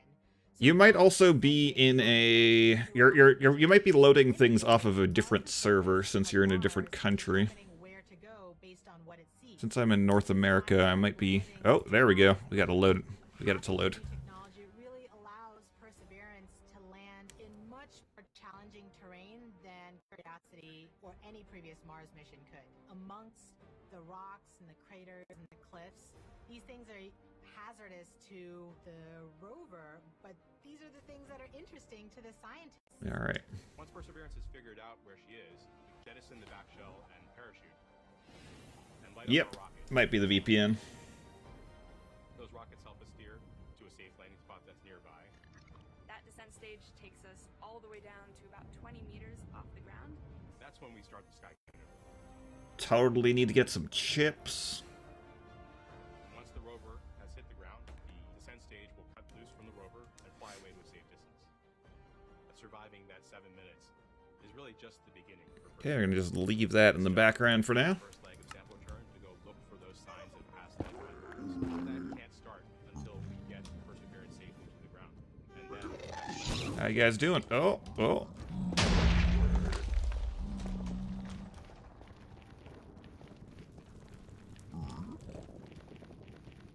Okay, we got some basalt right off the bat. Oh, it's gone. Gas is gone. I want a... With us now is Al Chen. Let's see. I need to mark my... Wait, did I mark it? Al, you were part of the Curiosity rover landing. Does it get any easier the second time around? Ooh, what's that? Not, especially when considering we're trying to land the biggest, heaviest, and most complex rover we've ever built at the most dangerous landing site we've ever attempted. Jezero may look great and promising from a science perspective, but it's absolutely treacherous for landing. There's a cliff wall that's about 200 feet tall that runs right through the middle of the landing site. There are craters full of sand that even if we landed them, we would not be able to drive out of. And there are rocks to the east and actually all over the place, rock fields. That would be a bad day for us if we were to land that way. Now, Al, what new technology makes this type of dangerous landing possible? Perseverance is carrying two new technologies that are really kind of under the hood smarts that are allowing us to land at this treacherous landing site. The first is range trigger. That's the ability, we've given Perseverance the ability to decide for herself, based on where she is, when to deploy the parachute. Previously, we used to deploy parachutes. I don't know. Based just on navigation. Wonder what it's powered by. Now Perseverance has the smarts to figure out where she is and deploy that parachute at just the right place to make sure that we shrink where we can come down. That actually reduces the area, that error ellipse, where we can come down on the ground. From something that was on the order of 15 miles long by 12 miles wide for Curiosity to about 5 miles long by 4 miles wide for Perseverance. So that's quite a bit of reduction. Second, the next piece of technology that's helping us land there is terrain relative navigation. In the past, after we popped off the heat shield, we've taken pictures of the ground as they're coming up. We haven't really done anything with them. This time, Perseverance is carrying a camera to take pictures, but also a kind of second brain to help it figure out what those pictures are telling it and match it up with an onboard map from a satellite. That allows it to figure out exactly where she is. Suddenly, then, she can They got secret Martian fusion reactors, don't you know? It allows the site to not have to be as flat and boring as a pancake as if some Wait, what? sites have been, the entire area we could come down. Now we just need little pieces of that site to be small enough and safe enough for us to land in safety and fly there after we've gotten rid of the parachute. And we also have a social media question coming in. Supposed to be reading all of my conspiracy blogs. How does the Sky Crane decide where to move itself after the payload lands? After the payload lands, after the rover touches down, the Sky Crane, the descent stage, which is that rocket-powered jetpack above it, the first job, of course, is to make sure you don't hurt the rover. So it'll turn forward or backward, so that the engine plumes don't pass over the rover. So it'll come up and start to turn, and it'll go in whichever direction is closest to north. So it can either go forward, if that's the way north is. Real-life Kerbal Space Program. If that's where north is. And it'll fly about a third of a mile or so away. Thanks for talking to us today, Al. Thank you very much. Now, let's head back to Mission Control for an update from Swati. Hi, Raquel. So, remember that command that we sent at around 11:35 to turn the transmitter off? We are just about to get confirmation that Perseverance has received the command. The command took 11 minutes to go to Perseverance, and then the reply took 11 minutes. I don't know why I keep going this direction. I'm like paying attention more to the stream than I am. Any second now that we have officially turned off. That's just blue flame. And after that, we will be about 4 minutes from the start of entry, descent, and landing mode. At this point, we will transition from the cruise approach mode to entry, descent, and landing. And that means our travel from Earth to Mars is done, and now we just need to get to the surface. So far, things are looking good. There. I made it.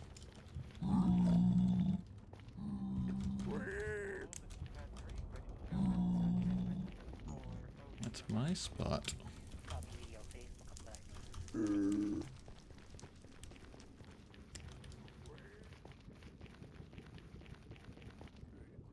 I got another idea so we can safely traverse this area.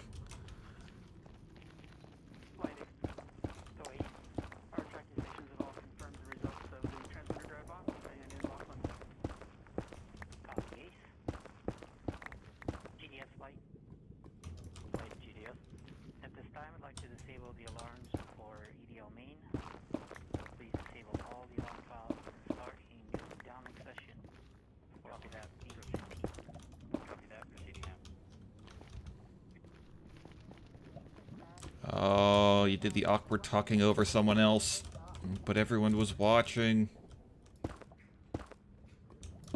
I'll feel awkward for the rest of your life thinking that everyone noticed it when you're the only one who really noticed it. Of the Pathfinder more than 20 years ago, leading up to where we are today with Perseverance. Perseverance Deputy Project Manager Jennifer Trosper has worked on every Mars rover mission, and she joins us now. Jennifer, how does Perseverance fit into the history of exploring Mars? Piglins are telling you to wait, though.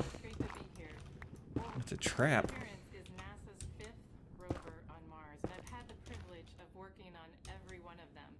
And the very first rover was the Wow, way to brag, Matt. Much. 1997, and it was the size of a microwave oven.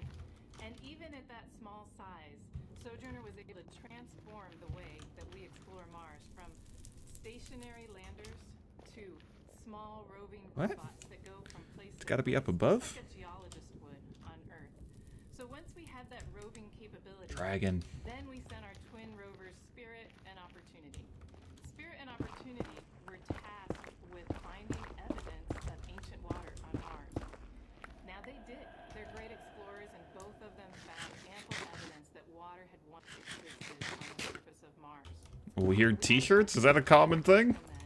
Was Mars ever habitable if water had been there? And that's when we sent Curiosity. Now, Curiosity was a major upgrade to our rover fleet. She's the size of a small car. She landed with the Sky Crane system instead of airbags. And she also carries along her own sample analytics lab, and she's still operating today. And during her exploration, she has found evidence of a Oh. in an ancient lake bed. Yeah. So now we're sending Perseverance. Perseverance is tasked with I'm sure someone will find something to be angry about. microbial life on Mars. And in order to do this, she has to be Do I need to be careful about mining the bricks themselves? Can you tell us more about how Perseverance is smarter than its predecessors? Yes, we've made a lot of The pyramid that bridges worlds. surface mission. One of them is for her autonomous traverse capability. When I say autonomous traverse, I mean we tell her where we want her to end up, and she has to figure out the safe and best way to get there. In order to do that, she uses her cameras, algorithms, a computer. So we've given her another computer, we've upgraded the cameras and Oh. algorithms. Now she drives 3 times as fast as Curiosity could It's a drive desert in this temple. autonomous traverse mode. In fact, her average daily distance for driving, about 200 meters, is close to the maximum distance any rover has ever driven on a day on Mars. So she's fast. Another thing that we've done, which is the most significant upgrade that we've made, is the sample caching system itself.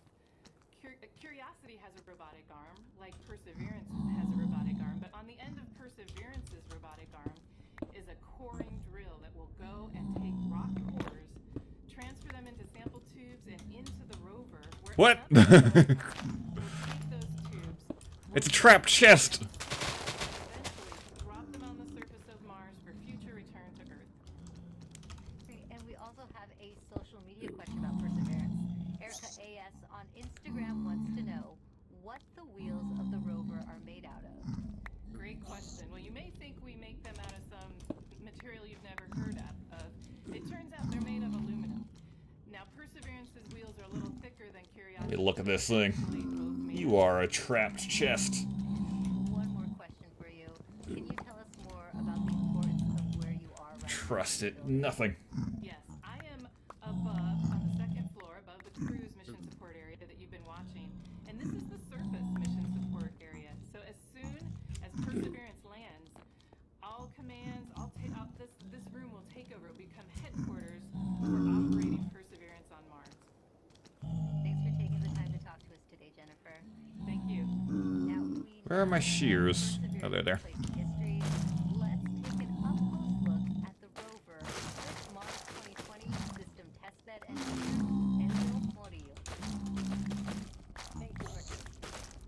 Standing in front of the Mars 2020 Perseverance scale model. As you can tell, this vehicle is not the size of a Mini Cooper. These wheels are just complicated and they look like rubber. These vines are useful. I wouldn't mind her having a couple of them. Climb over obstacles and of course climb over hills and minimize the amount of slipping once we're traversing our surface Mars. Here in the front of the rover, we have the sample cache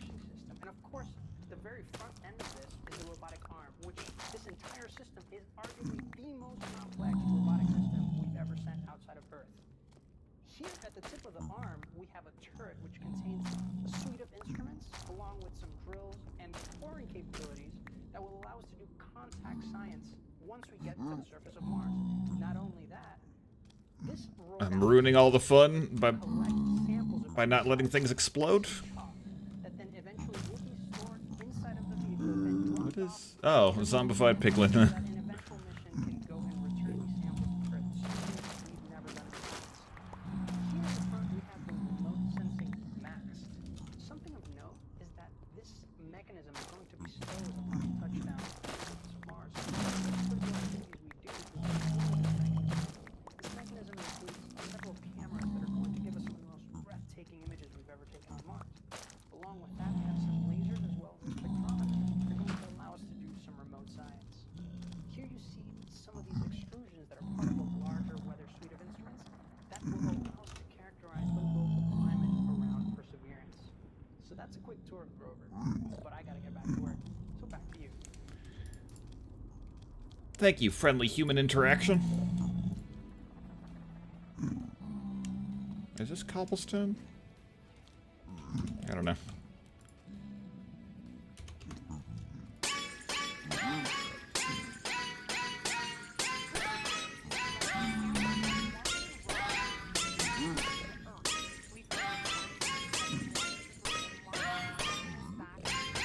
Many generations.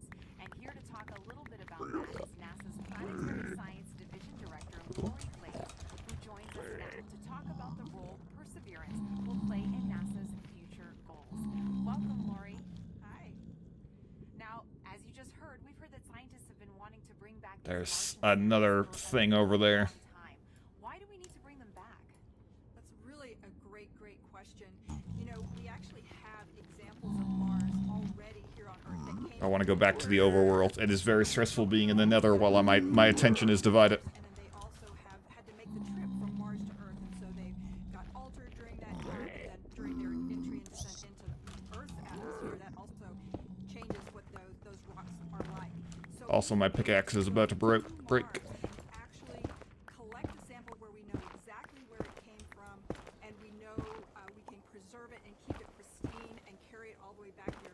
This will be incredibly important to help us answer questions about the geologic history of Mars, understanding how it formed and evolved, and also really important questions about whether or not life actually existed on Mars 3.5 billion years ago, and whether that life, if it existed, has been preserved in the surface of Mars.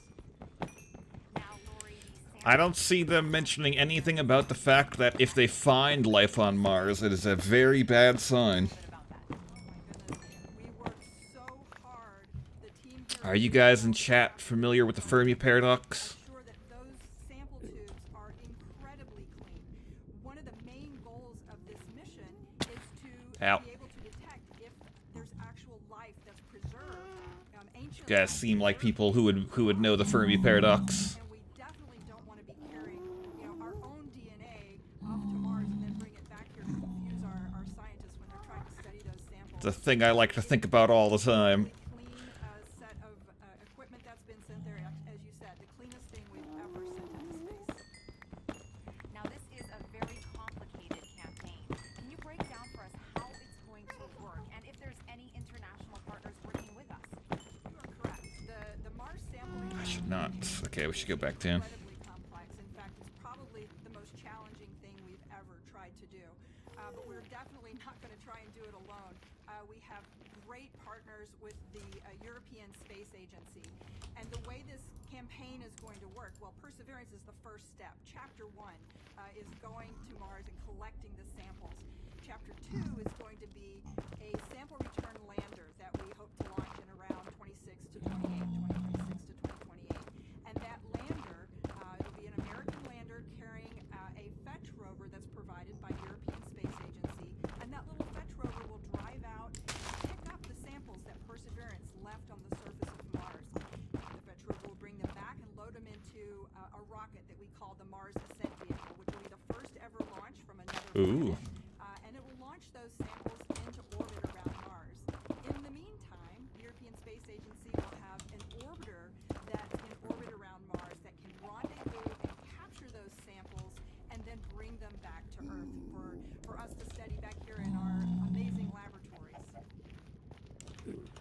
first, it sounds like, Lori. And another first, how is Perseverance and the Mars sample return mission going to help the future human exploration of Mars? I'm so glad you asked that. I think we're going to get a lot of great information from Mars sample return with, again, being able to land the heaviest payload we've ever landed on Mars will be that sample return lander. That's critical to us learning how to land humans on Mars. And then we are definitely going to want to be able to launch the humans back off of Mars. So that Mars Ascent Vehicle is going to be critical, that first step of the first launch from... I was thinking originally when they were describing the mission that Europeans were going to do as not that interesting, but... Hi, my name is Livia, and my question is, what made you want to study Mars, and why are you working so hard and willing to wait so long for a sample? Thank you. Oh, Olivia, that is such a great question. Oh no, what are you doing? And I enjoy Mars just because it can tell us so much about how our solar system formed and evolved. All of the planets can tell us different parts of that story, and Mars is a really big piece of that. And one of the main reasons we're willing to wait so long to get the sample back is that we've got great new scientists that are all about your age, and in about 10 or 15 or 20 years, you'll be the generation that's going to actually get to work with these samples. When they come back, you'll be the scientists and engineers that will be the next generation to change how we think about Mars and how we think pretty about much. life in the solar system. That was a great question, Lori. Reach for the stars, future little scientists and engineers. Yeah, nothing at all has ever come back from Mars, has it? We've seen data about it, but nothing's come back. Thanks, Marina. The cruise team for Perseverance controls the rover on its way to Mars. And moments ago, they handed it over to the landing team, and it looks like the Okay, leaders in mission quartz. control are about to talk to both teams. So let's listen in. The CBM change, as I mentioned previously, is the EDL reserve to a non-coherent row. Copy flight. I want to hear two scientists in one of these things just start swearing at each other. Calling someone like, you effing idiot, how dare you. I'm terrible pep talks. I think my reputation precedes me there. And look, I know this hasn't been easy, right? I'm sure we've even been all in the same room at the same time. I mean, I'm staring at folks across the internet as well. Now, right? Only. Voice check. Okay. I do want to just extend my heartfelt appreciation from the EDL team to the launch cruise team. You've done everything we've asked for, right? I mean, you've battled anomalies, you've dealt with SETIs, you've done everything. You delivered a healthy spacecraft to the place that we want to go. And she's right on target, right? You did the last maneuver literally 2 months ago, right? This is pretty incredible, in my opinion. And she's armed with the right information to help us land. Doing the parameter update last night, we're ready to roll. You've done everything right. And you've put up with us too, right? You've put up with our eccentricities and the things we like to do in EDL land. So I very much appreciate that. So you guys should sleep in on Friday since you guys earned it. Thanks for literally and figuratively putting us in the right position to succeed. And let's land on Mars together. Copy EDL phase. And as flight director, I also would like to thank the whole team, cruise ops, Enrichment. EDL team. Just not gonna hold on to these things. It's been an amazing journey. I think we all know that. And it's been my honor and pleasure to work with you all side by side. And your tireless efforts and endurance in the face of our challenges has been truly, truly inspiring. So, kudos to you. Mission, would you like to say something? Yeah, just echoing the same words that Al and Maggie have mentioned. Earth You guys have charge. overcome great obstacles in the last 6.5 months, and it started with an earthquake in this room on launch day at L-20 minutes. So I can't be more proud than all of the achievements that you guys have pulled off in the last 6.5 months. Whatever happens in the next hour and a half, you can be proud of the achievements that you've accomplished so far. I look forward to seeing you on the other side, and I only wish that the rest of our team could be sharing this moment with us. This is a very unusual event. This room is only half as full as it would be if we weren't in this pandemic. So missing everybody on the team who's not with us here today. And go EDL. Welcome to the EDL family.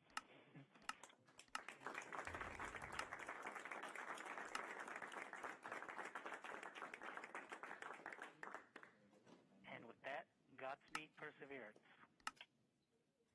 Sorry, I was just listening to their cheesy lines. Go ahead and continue the report. Sure thing, Flight.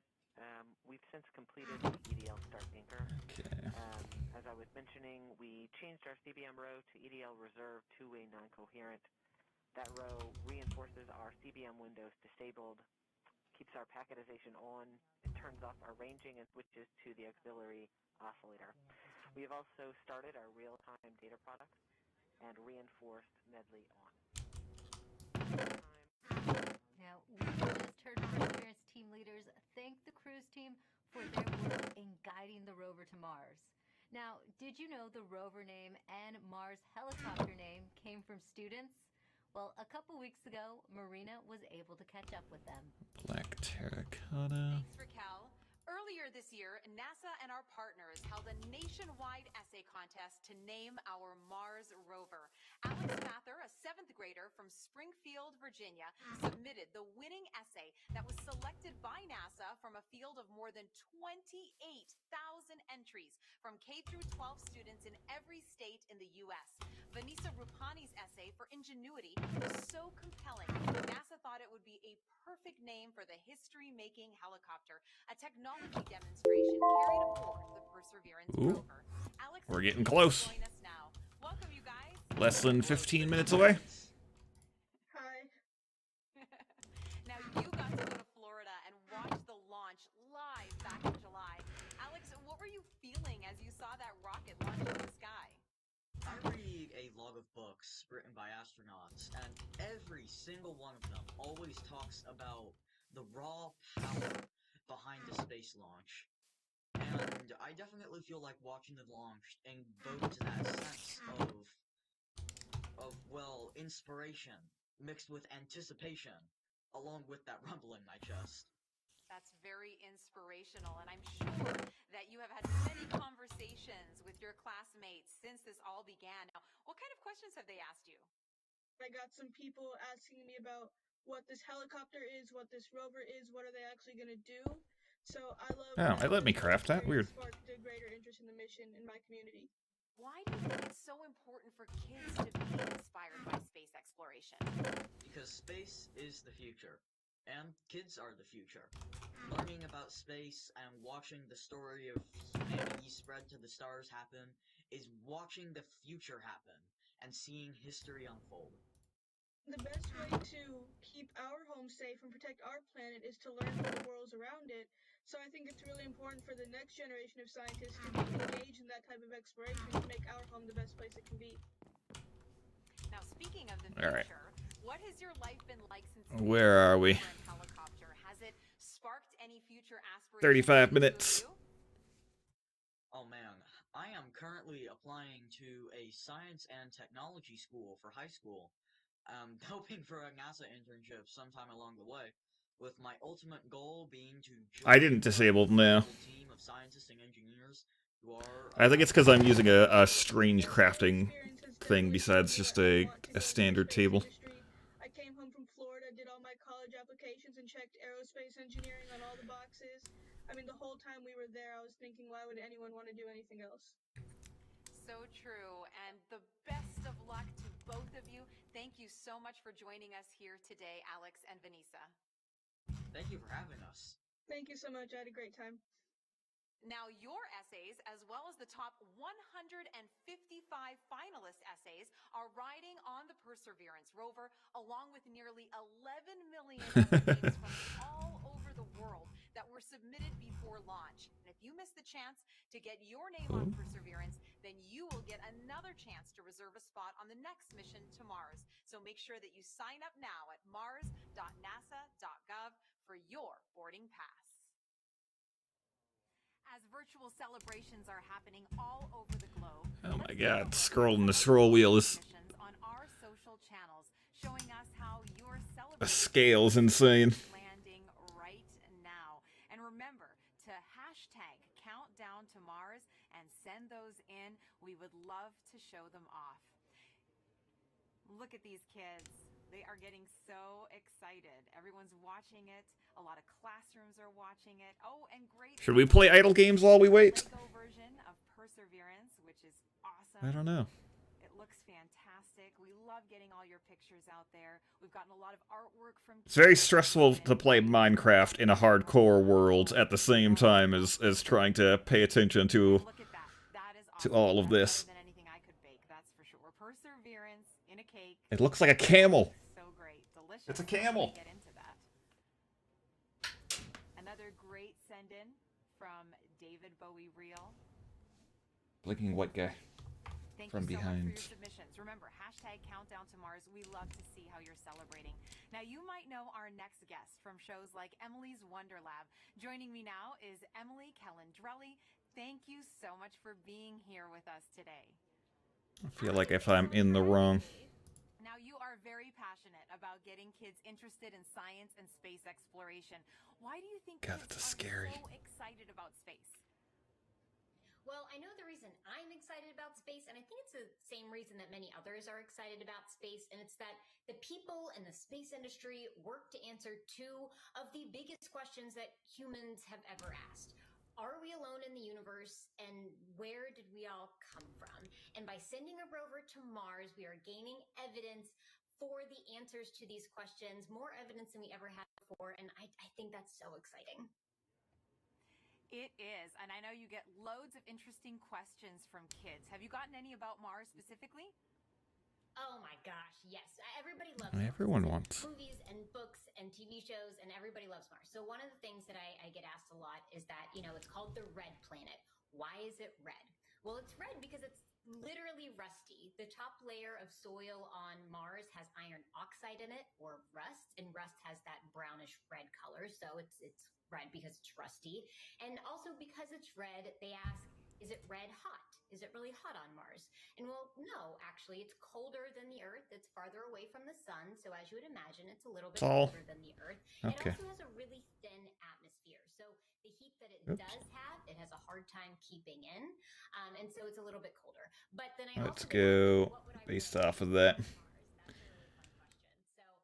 Simple information. Let's play idle games at the same time as we wait.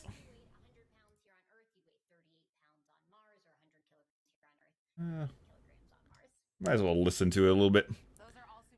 The time for a new idle game? It's been a while since I've tried to load up a new one. Why do you think it's so important to educate kids about science and give them that great foundation? Well, science is the language of nature, and learning about science and learning how to think like a scientist means you are learning how to systematically seek out truth in the world. You are learning the scientific method, you're learning how to be a critical thinker, and honestly, those skills are great for whatever you end up wanting to do in life. True. If you want to be a scientist or an opera singer, that holds true. And what are you most excited about today? Knowing basic science stuff is so important so you don't end up being like a burden on society as well. That is going on today and all of the nerves, I just hope everyone can take a moment to sit back and remember that we live in a time when humans have the ability to send a robot to another planet, and that's so cool to me.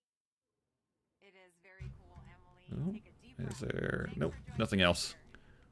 Thanks for having me. Sending it back to you now, Raquel. Thanks, Marina. We are offering lots of ways to ride along with us to Mars. Now put yourself No, don't tell me what eyes. our Perseverance photo booth. You can pose next to the rover, play Oh, God. our mission control, and even see what you might look like taking a selfie on the red planet. There, you'll also have a chance to sign up to send your name to Mars on NASA's next flight to the red planet. It's so kitschy and like touristy. I wasn't expecting like a lot of this stuff from the like NASA live stream. He will be breaking down key moments coming up, and very few people know more about All of it is very like corporate enthusiasm as opposed to, or like some of it.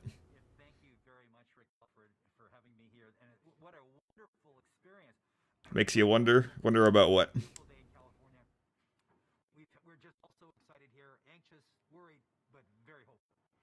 Rob, I have a question for you. There is a landing tradition at JPL that involves eating peanuts for good luck. Can you tell us how did that start? Yes, it started in the mid 1960s. What happened was we had a series of missions. We potentially have Ranger program in the early 1960s. 2 rovers roving around on Mars. Failed, and what happened was one day a fellow by the name of Dick Wallace on the Or like the things that you would need to do to repair another rover are so fiddly. I don't think that we have that ability right now. But it would be interesting to like just take a picture of it from far away or something like that. Why? We're doing right now, and it's something that we just can't help ourselves. It's just Are they explaining the nuts? Well, speaking of the experience, how did the Perseverance team keep the tradition alive this year? Well, this year we're passed out little packets of peanuts to the team, and they can sneak one peanut in their mouth as part of to keep the tradition alive. But you know, this is part of the COVID experience, but we can't leave this one undone. So this is what we're doing, and this is going to help us land safely. Yeah, screw anyone who has peanut allergies. You're not allowed to be part of NASA. We have a peanut ritual. She'll be calling out key milestone and events as they happen from Mission Control. So let's listen in right now. I can't tell if this thing is moving at all. I assume it is. Touchdown in 27 minutes. 11 minutes, we got a D-spin. Right now it's spinning. We'll see in 11 minutes if it's fine. Can I click on Maven?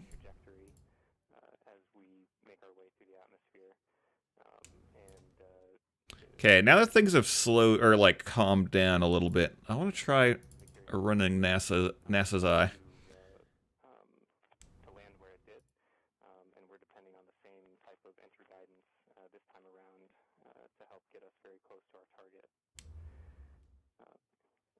Okay. I like little space simulators.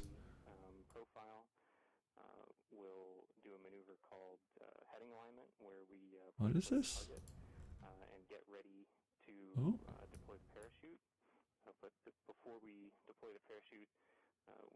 Parker's solar probe.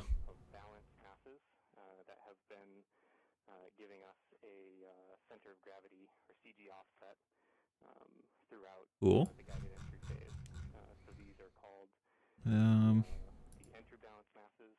Zoomed in view.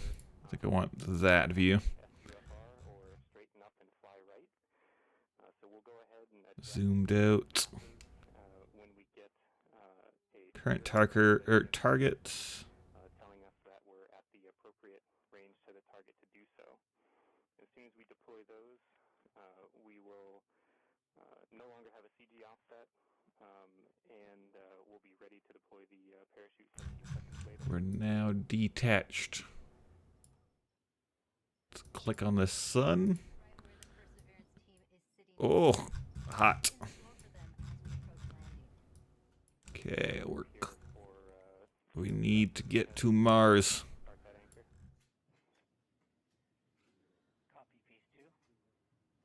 Earth, Mars.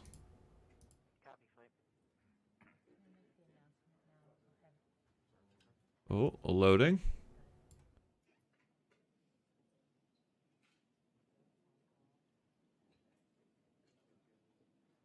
Opportunity landing site, Mars 2020. Now, Rob, you've been right where the Perseverance team is sitting now. Oh. What's in store for them as we approach landing? Well, this is the nail-biting time.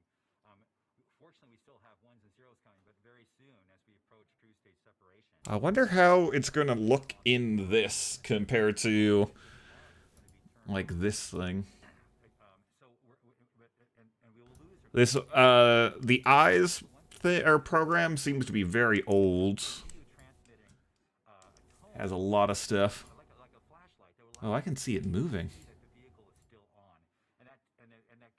that flashlight tells us a little bit what state the rover's in. But soon after that, it won't be very long before You can see this one descending as well. coming from the spacecraft. So this is a really exciting time, and it's just important to remind people this is there's a lot that can go wrong in a day like today. Ride along view. Yeah, we had Ah. success in the past landing on Mars. You'd think it gets easier, but it really doesn't. Zoomed in. Still so difficult. Well, it's Zoomed out.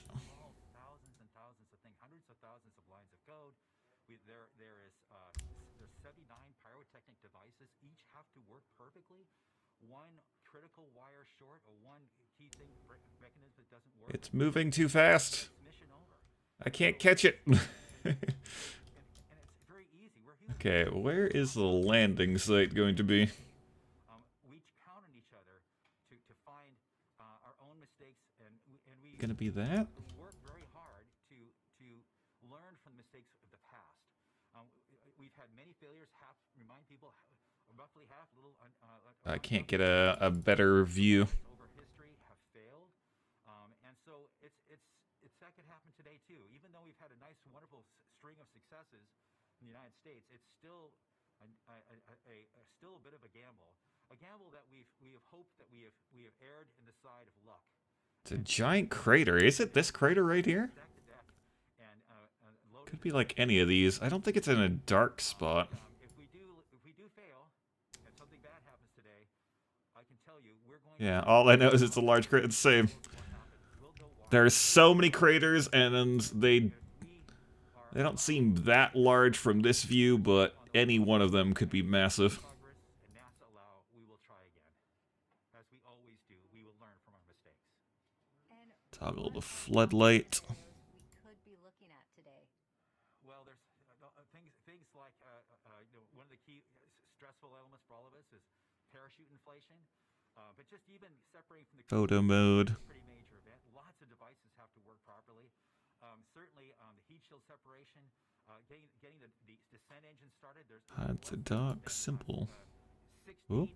rocket motors that have to work. One I want to see what simple mode is. during entry, another 8 to control it during landing. I said it's a lot of stuff, and it all has to work. And guess what? We haven't done this before with this vehicle ever. This is the Welcome to Eyes on the Solar System, where you can explore your planetary talking to me. neighborhood.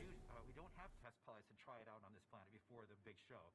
So this vehicle is doing it for the first time. From our home Ah! But you know, it's as best as we could do, but I think our team is up to it. This team is the best. It's diverse. to the planets Amazing group of people. People from all over the Help! and I'm the being spacecraft abducted! exploring them. but all over NASA, contributors from aerospace. You can enjoy your interplanetary backyard like never before. Click and drag to have a look around, or use the buttons below to get started. Thanks, Rob. Now, let's listen back into mission control. Okay, Mars.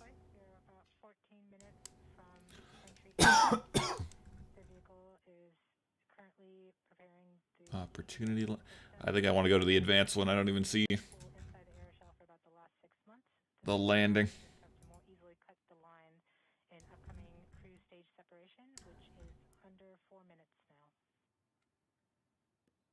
Under 4 minutes to what? Cruise something?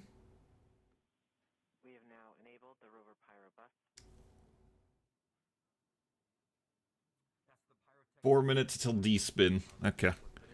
We're gonna open up both of these. I want to see the mission, and I want to see like which one renders things better. We're gonna go back and forth. It might be a little bit annoying, but it's better to see the D-spin in an annoying way than it is to see the landing in an annoying way. I'm thinking that this one might be better because it looks like it renders Mars better than the lower resolution we've got here. We are firing our first pyros to vent the HRS liquid and gas. That looks like... Hold on. Gotta figure out the crater. Oh, we've got to watch it from here. And this is one of the first major events that take place as part of entry descent landing. The HRS vent anchor is complete. We will see the next anchor in approximately 3 minutes. Oh, this has already happened. We're 7 minutes behind, right? So this has already happened. 12.5 minutes from entry interface. We are coming upon cruise stage separation in 2 minutes and 20 seconds.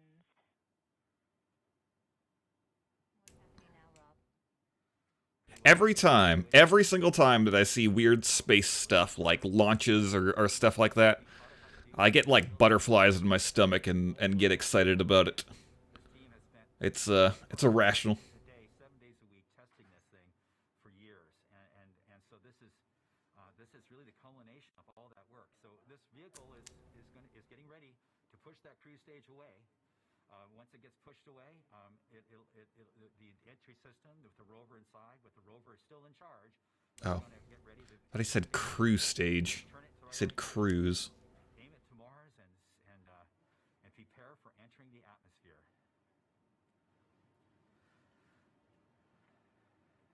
This won't be long. Be prepared for this event. We're about 1.5 minutes from cruise stage separation. About 11 minutes, 20 seconds from entry interface. Okay, so it's about 10 minutes from cruise stage separation till entering the top of the atmosphere. From then out, things happen We're switching fast. to MFSK tones. Telemetry will have stopped. Just listen a little bit more. The spacecraft has switched to broadcasting tones.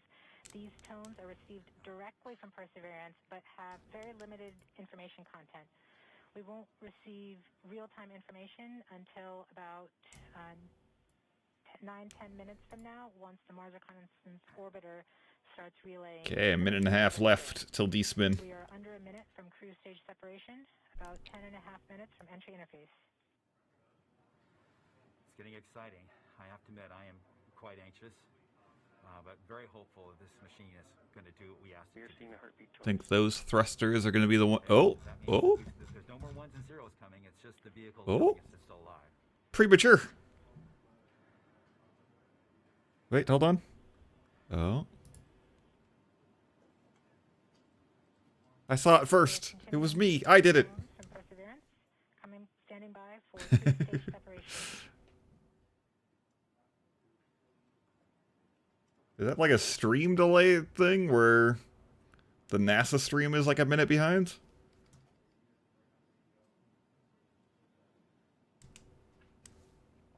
Yeah, okay. On their side, they're seeing it. Indication that cruise stage separation has been confirmed by the spacecraft. Okay, how do you do D-spin? We're off on a good start. In about 1 minute, Perseverance's landing software will wake up and begin the final preparations for entry. The first action it will do is to fire warm-up pulses with its entry thrusters. These pulses ensure that the spacecraft gets the thrust that it wants during entry interface. We're about 9 minutes from entry interface. So this NASA's eyes thing is not as great. It's turning itself into the direction of facing the heat shield toward Mars, and eventually hitting the top of the atmosphere. We're not far away. This is going to go very quickly from here on out. Okay, 15 minutes left. The Twitch version is closer. I have confirmation that we got shadowed by the cruise stage as it passed through our beam to the Earth. Telecom indicated actually that we could see a signal that the cruise stage went between the Perseverance entry capsule and Earth. So we saw a little blip the data stream indicating the cruise stage separation. We have confirmation that the vehicle has started warming up those entry thrusters. Warm-up pulses have begun.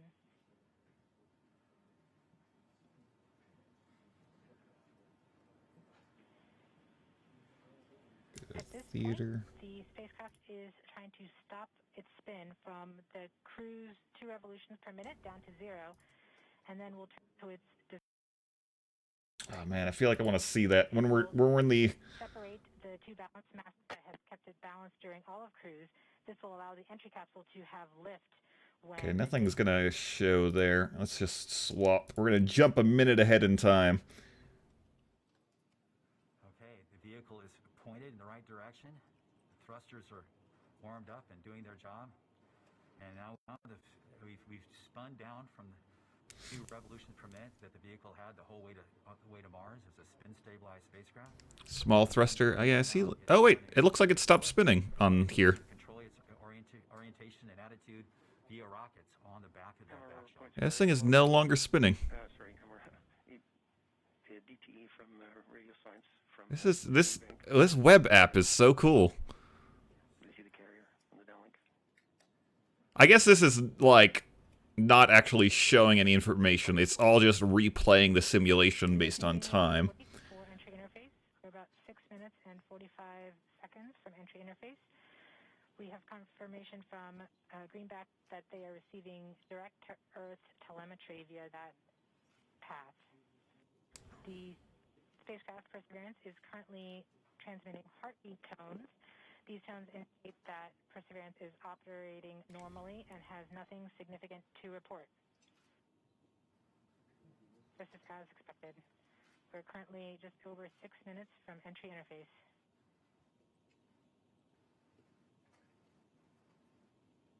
It better be all I'd imagine it'd be all JavaScript. Oh, wait, can I not?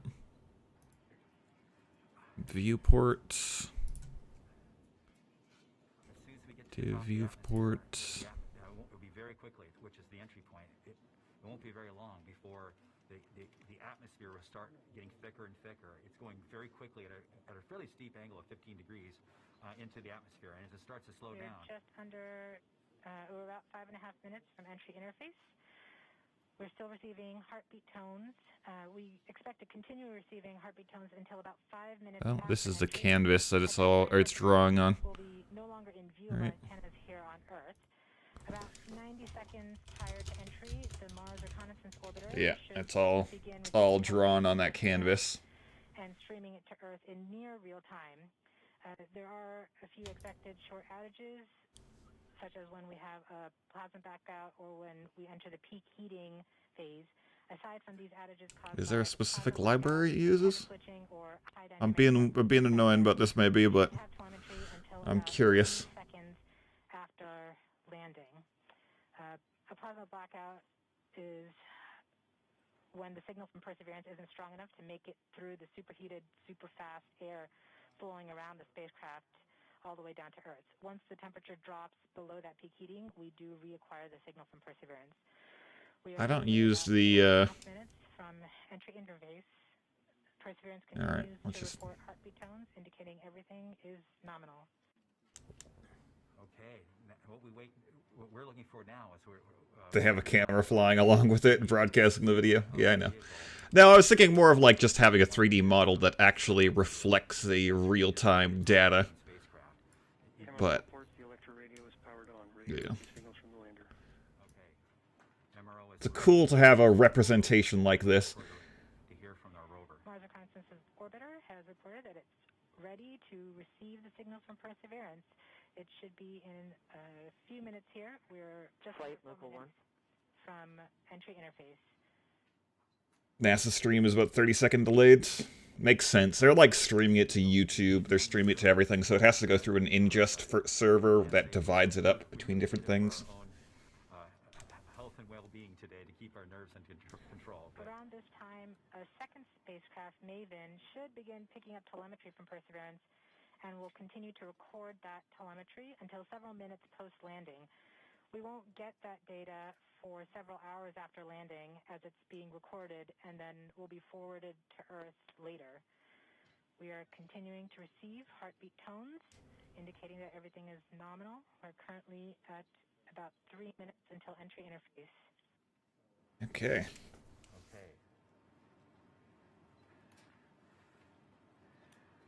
Very soon. So 9 minutes until touchdown. Entry. Ooh. Okay. As soon as I start talking, you're going to start talking, are you? How's this going to go? The entry interface is nothing more than just an arbitrary place in the sky that we've defined to be above the atmosphere. But from that point on, there's definitely atmosphere, and above it there isn't. We are 2 minutes from entry interface. Perseverance. Oh, Perseverance landing. Transmit heartbeat tones, indicating everything is nominal. I don't think it's any of the little spots that he said. Oh, what's happening here? Oh, what's happening here? Oh my god! What's happening here? I didn't look at this for a while and something bad has happened. Oh god, this one's in the future. Once it lands down, there's gonna be some sort of catastrophic red event. Under 2 minutes from entry interface. As it gets closer to Mars, Perseverance is actually being pulled in by gravity and accelerating. By the time Perseverance reaches entry interface point, I've seen the future. it should be going just under 5.4 kilometers per second. We're at about 90 seconds from entry interface and standing by for Mars Reconnaissance Orbiter to pick up the telemetry. It is kind of a stereotypic UFO. I never thought about it. Hey, you make it that size so you can get through atmospheres and things.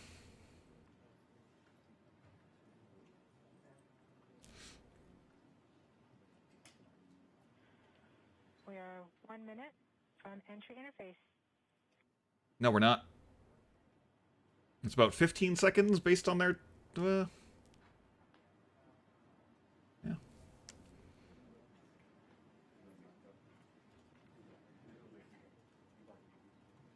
MROs are in receive mode.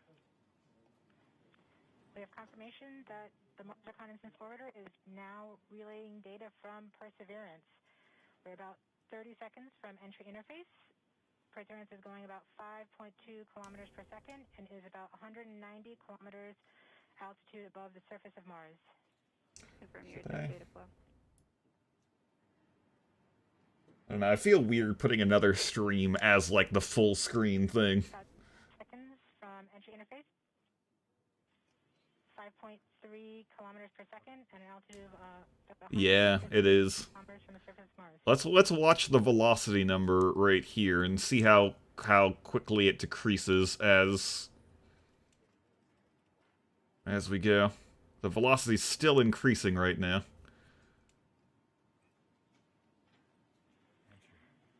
We have confirmation of entry interface.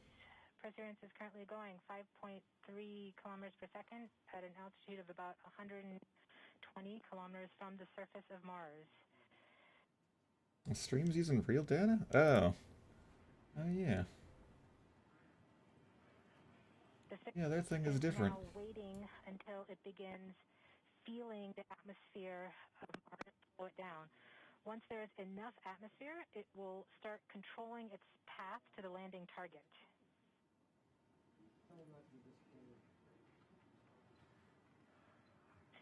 Navigation is also confirming that we can see a little bit of that slowdown of the atmosphere on the Perseverance entry capsule.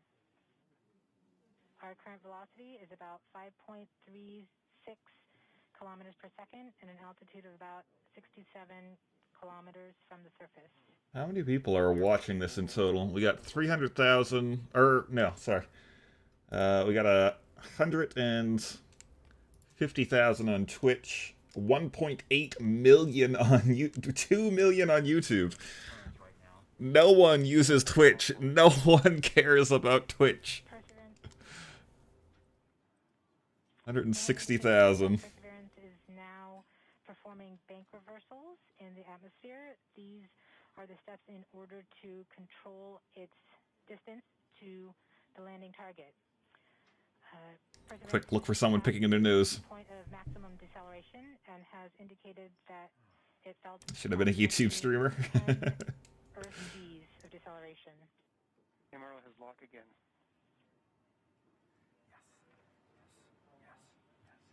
We saw a small outage of the UHF telemetry from Mars Reconnaissance Orbiter. Oh, wrong one. Peak heating phase likely Oh. caused by the plasma blackout. Oh, the simulation gets dirty too? Reversals in the atmosphere to control its distance to the landing target.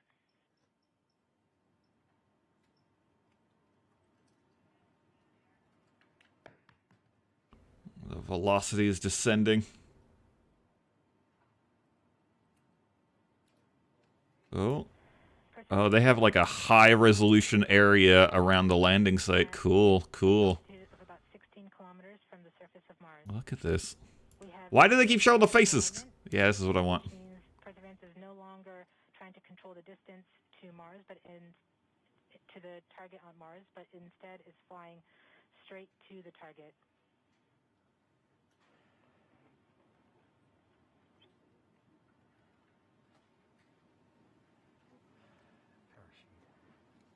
This thing is like, it's only a simulation, but at the same time, it's a cool simulation. Oh, oh.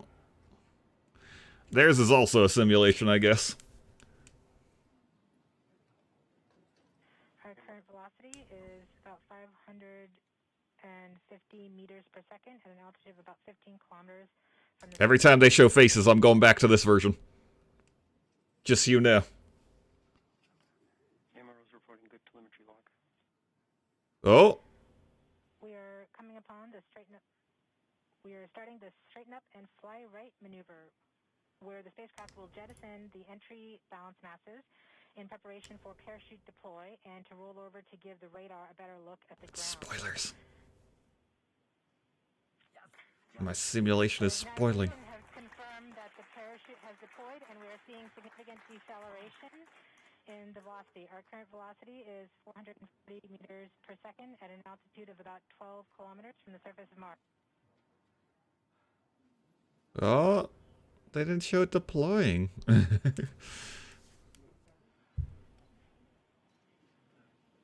Perseverance is now slowed to subsonic speeds, and the heat shield has been separated. This allows both the radar and the cameras to get their first look at the Is it like super lag? It is super laggy, isn't it? 45 meters per second at an altitude of about 9.5 kilometers above the surface. Yeah, we're gonna watch the real thing instead of the simulation, I think. Oh, but also.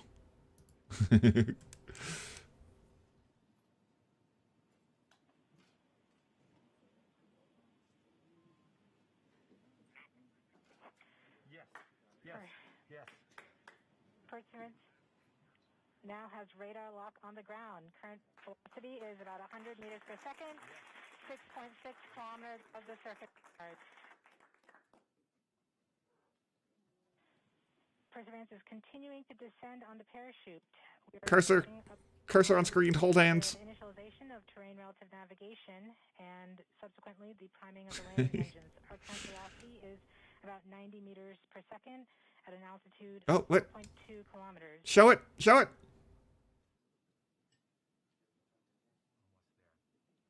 We have confirmation that the lander vision system has produced a valid solution and part of terrain relative navigation.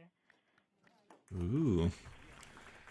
Cool. We have priming of the landing engines. Purple triangle.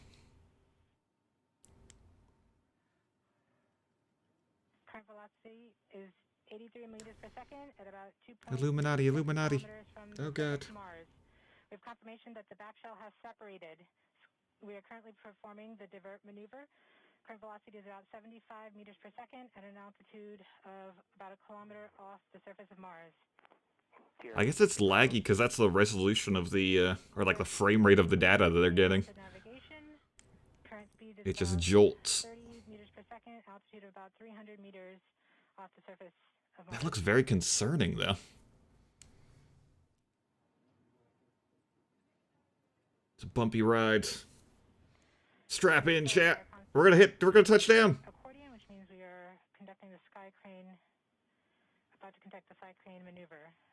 We've lost direct-to-earth tones. As expected. Oh, simulation has landed. Oh. Oh. Meters off the surface.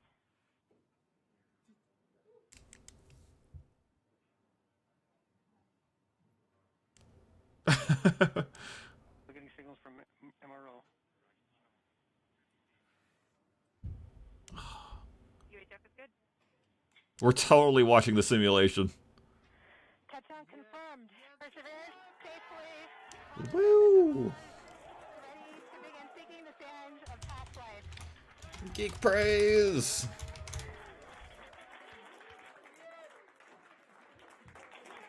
At this point, the descent stage has flown away to safe distance. Perseverance Oops. is continuing to transmit direct through Mars to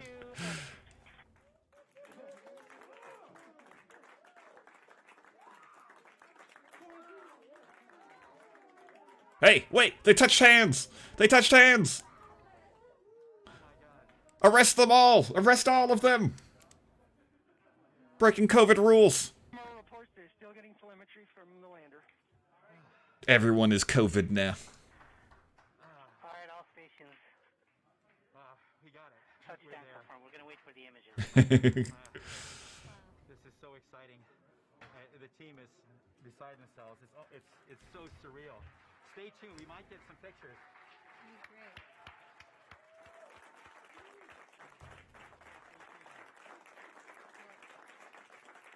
Everyone has given up on PogChamp. We are living in a post PogChamp let world. Oh wait. Oh no, they actually changed PogChamp to be Komodo Hype? We just heard the news that Perseverance is Oh, okay. Is Komodo Hype not even an emote anymore? Flight, we have seen the completion of EDL 3000. Copy activity. That is as expected. It is? Double emotes?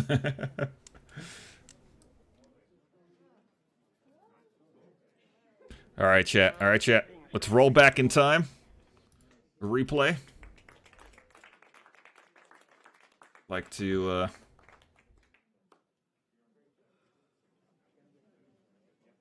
go further in time. We have just heard the news that Perseverance is alive on the surface of Mars. Hey! Congratulations to the mission. And looks like we have some more news in. What is this? First image. Oh! Wait, show me the picture bigger!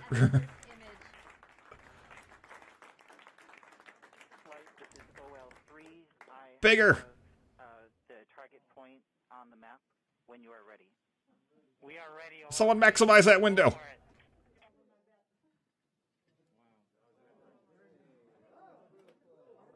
Come on!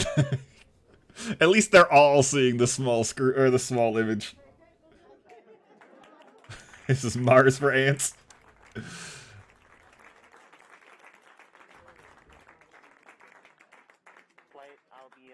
But they're looking at a different screen with a bigger image. Give us that one.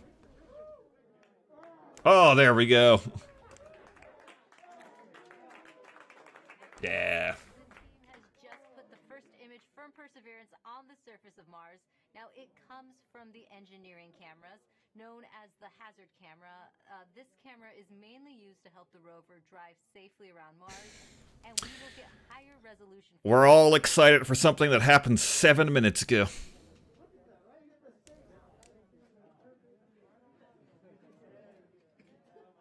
Six minutes ago? Whatever it is. Rover's just sitting on the planet being like, oh, what are you guys all excited about? I've been here for forever.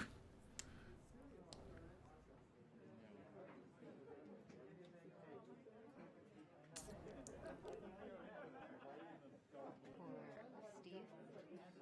11 minutes ago. 7 minutes of hell, 11 minutes, 11 minutes one way, 22 minutes back and forth. Is that the way it goes? Oh, oh God. Someone's got an alarm. Okay, hold on. Okay. We're gonna watch this replay. I want to keep this up in the background, but I want to see this thing, in simulation mode.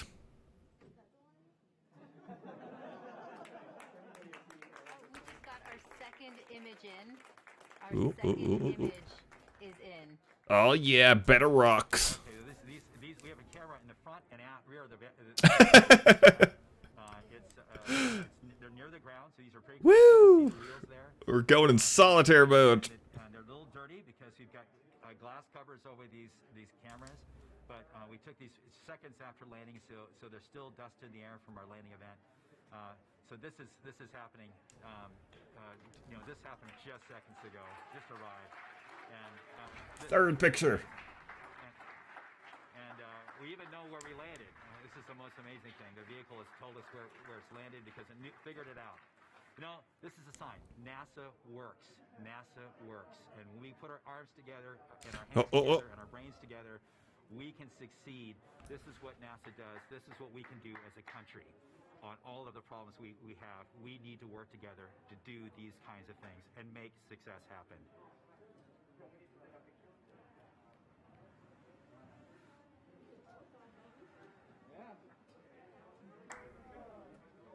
I want to see this. Joining us now is the acting administrator of NASA, Steve Jurison.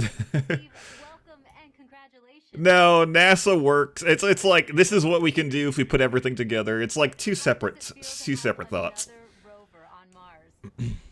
It's amazing to have Heat shields. Curiosity. Oh, the heat shields landing on the ground. What just a credit to the team. I mean, just what an amazing team to work through all the adversity that goes and all the challenges that go with landing a rover on Mars. Socialist. Yeah, anytime you say we, you're all of a sudden a socialist. And what does this mean for NASA and its future plans? So for robotic exploration, every time we execute a mission with new instruments, we discover new things and things we never thought we would Wobbly. discover. So Yeah, I want to see all the stages that it goes through. Both landers, rovers, and orbiters. This mission also has technology on it. Parts that have like thrusters. Yeah, things like this. This is just so impressive to me. If it's successful, we can use it as an science observation platform by putting instruments on it, and also use it as a scout for future rover missions. And then just the entry, set, and landing capability. It'll allow us to land. You're close to the wall there. More ambitious robots on the surface of Mars, and then for human exploration, we have the MEDLI, Mars Entry, Set, and Landing Instrumentation, which is going to give us EDL information. We have the Mars Environmental Dynamics Analyzer. It's going to give us Okay, and they get very close, slow, we're gonna have to deal with that dust. way down. It's just Give it a bungee cord, let the wheels low or lower, and then caching samples for a Mars sample return mission. and then That will be slowly. an amazing mission, the first round trip to Mars and back. Now, and bring oh no, oh I want to follow it. I want to follow it. back to Earth. Give me that. Give me that. No, give me that. Come back. Don't leave me. No. We have so much to look forward to. And we also have a student question coming in from Oh Lynn. God. Let's take a look. Oh God. No. Oh. I thought I was gonna explode. Just. Do you think we could get resources from Mars to help on future Okay. missions, or even as like a launch? Got a back shield over here. That's the part with the parachute. Where's the heat shield? Oh. Resource Utilization Experiment, or MOXIE, and it's going to Heat shield over here. generating oxygen from atmospheric CO2. As if it doesn't create a crater of its own. Generate breathable oxygen, and even if we can liquefy The drone flying. Yeah, true. systems. So that's a tech demo on Perseverance. And then we're going to continue to characterize So where is the drone on this thing? below the surface of Mars, and eventually try to figure out how to extract that water from the Martian soil, or what we call regolith, and then we can use that for potable water, and also break it down into oxygen and hydrogen. What is this for rocket gun? fuel. So absolutely, we're going to try to eventually Sand gun. move off the land to support human missions to Mars. Thanks for taking the time to talk to us today, Weird. Steve. Thank you. And now that Perseverance has safely touched down on Is Mars, that a sundial? let's learn more about what's in store for the rover. Joining us now is Surface Like it's got Mission weird, Manager different Jessica colored. Samuels. Jessica, I don't know. your surface operations team has now taken over. What are Oh they doing God, now? Yes. Oh God. We here I'm in getting the Surface disoriented. Support area. The The team drone is will hand over underneath. with the entry, descent, and landing team, Okay, can I unlock? pass any critical Oh, information. okay, I'm free. And this team behind I us think. will be the team that does the health and safety assessments daily as we progress on this mission.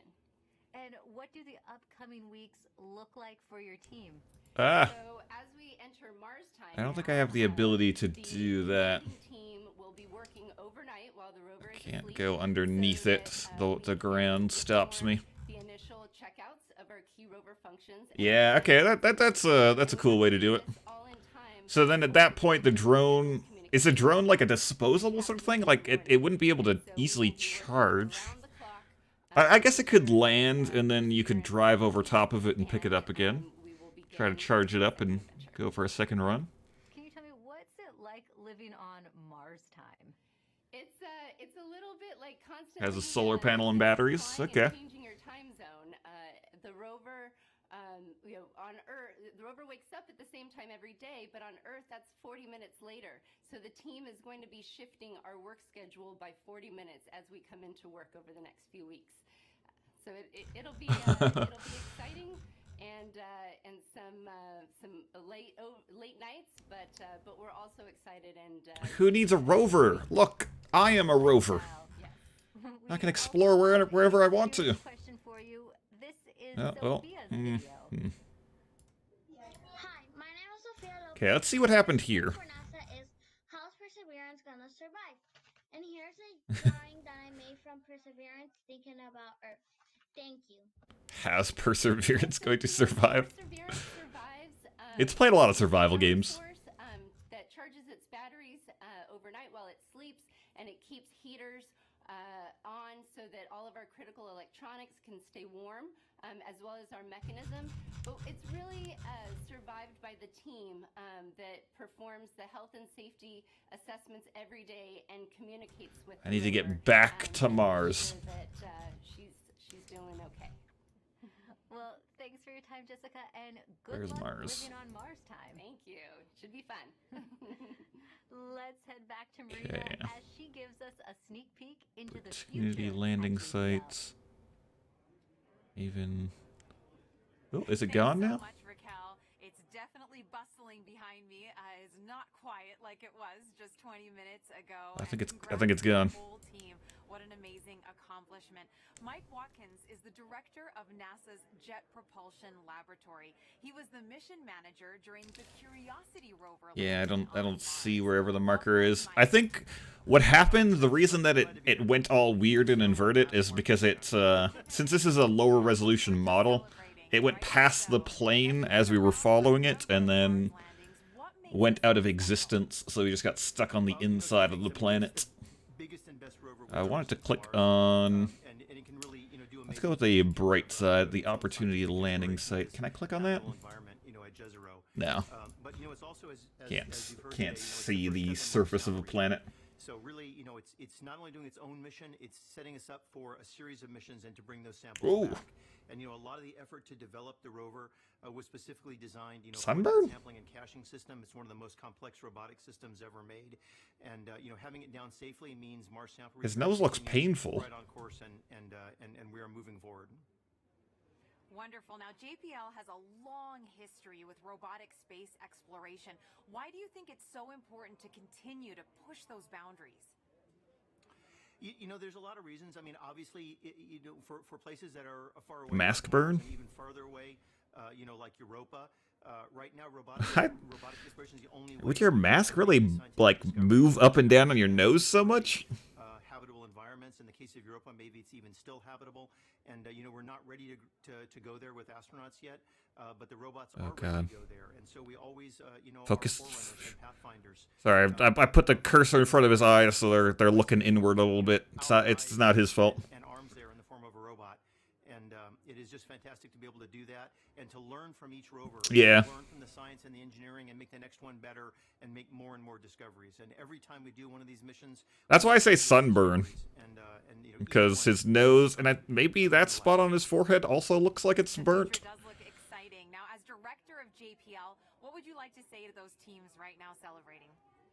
Oh, you know, obviously they have earned it. Like all that whole side of his face. Have worked, you know, for years and years on this mission, and then in the past year, of course, we had the COVID experience, and you know, I want to thank not only the team but also, you know, all of JPL. It's rude to judge someone's physical appearance, but or something like that. But it's more the markings on his face than making fun of him. His face tells a story. And reconfiguring facilities to make them safe for the employees. It's just an incredible amount of work by the entire lab, and of course, especially by this team. And you know, and in one sense, you know, the 7 minutes of terror are very exciting. But on the other hand, you know, the mission's just started, right? We built the mission, you know, not to land, all right, actually to drive and get the samples. I'm gonna keep this open. You know, demonstrations. Because there are probably going to be more pictures and interesting things that happen. But at the same time, it's going to take a little bit more of a back seat now. Now that we are safely down on the surface. Yes, that collective sigh of relief, and I hear a lot. Go mute.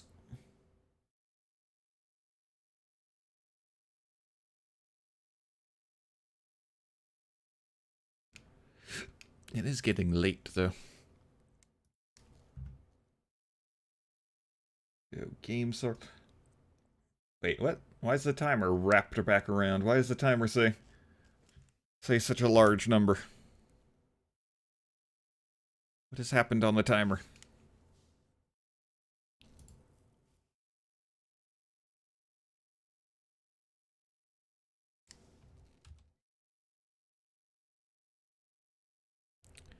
Okay, let's get rid of the alarm clock. Sorry, cleaning up all the stuff that I've opened up.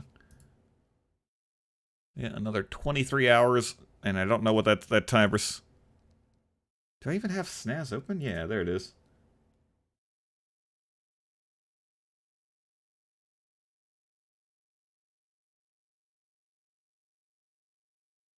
I don't even know where it got... That number is not going down.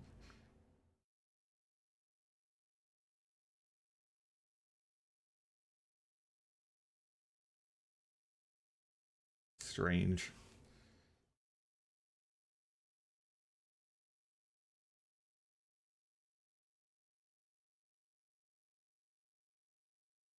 Oh, wait.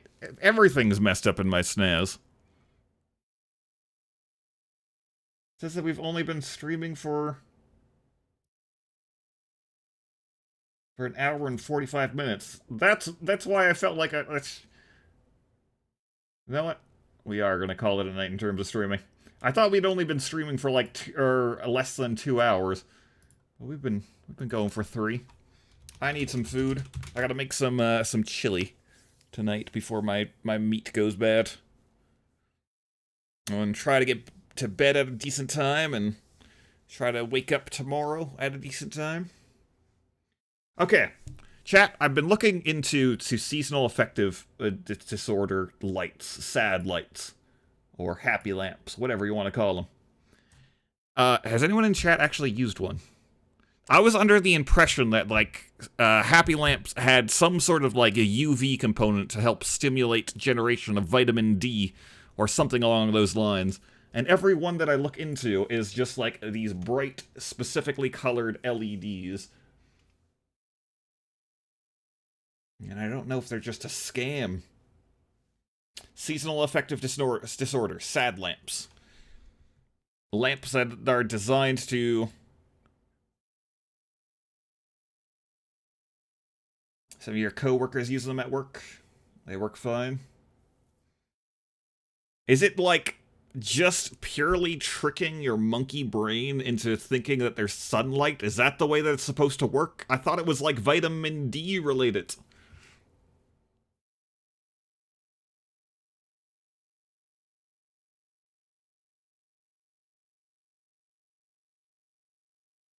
Are they just a placebo?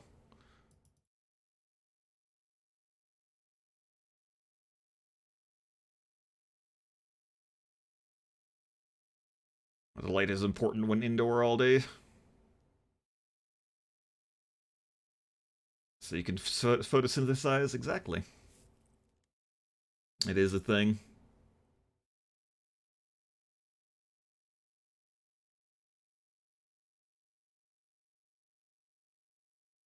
I just worry that it might be a thing in the way that, like, as soon as you believe that it's a thing, it's definitely a thing, as opposed to it actually being a thing. All right. Social. Discord.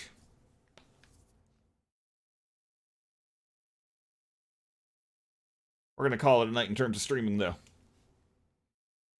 Big thanks, everyone, for coming by today. I will see you guys tomorrow. Tomorrow is going to be a little bit of a weirder stream, I think.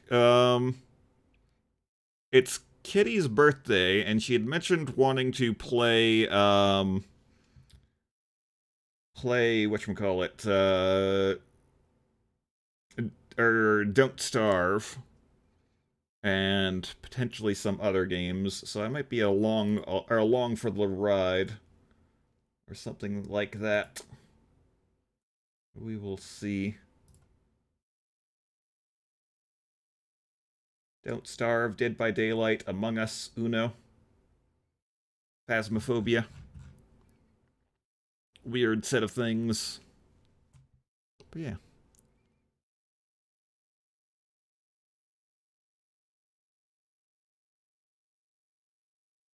Everyone, have a nice night, day, or whatever. Bye-bye.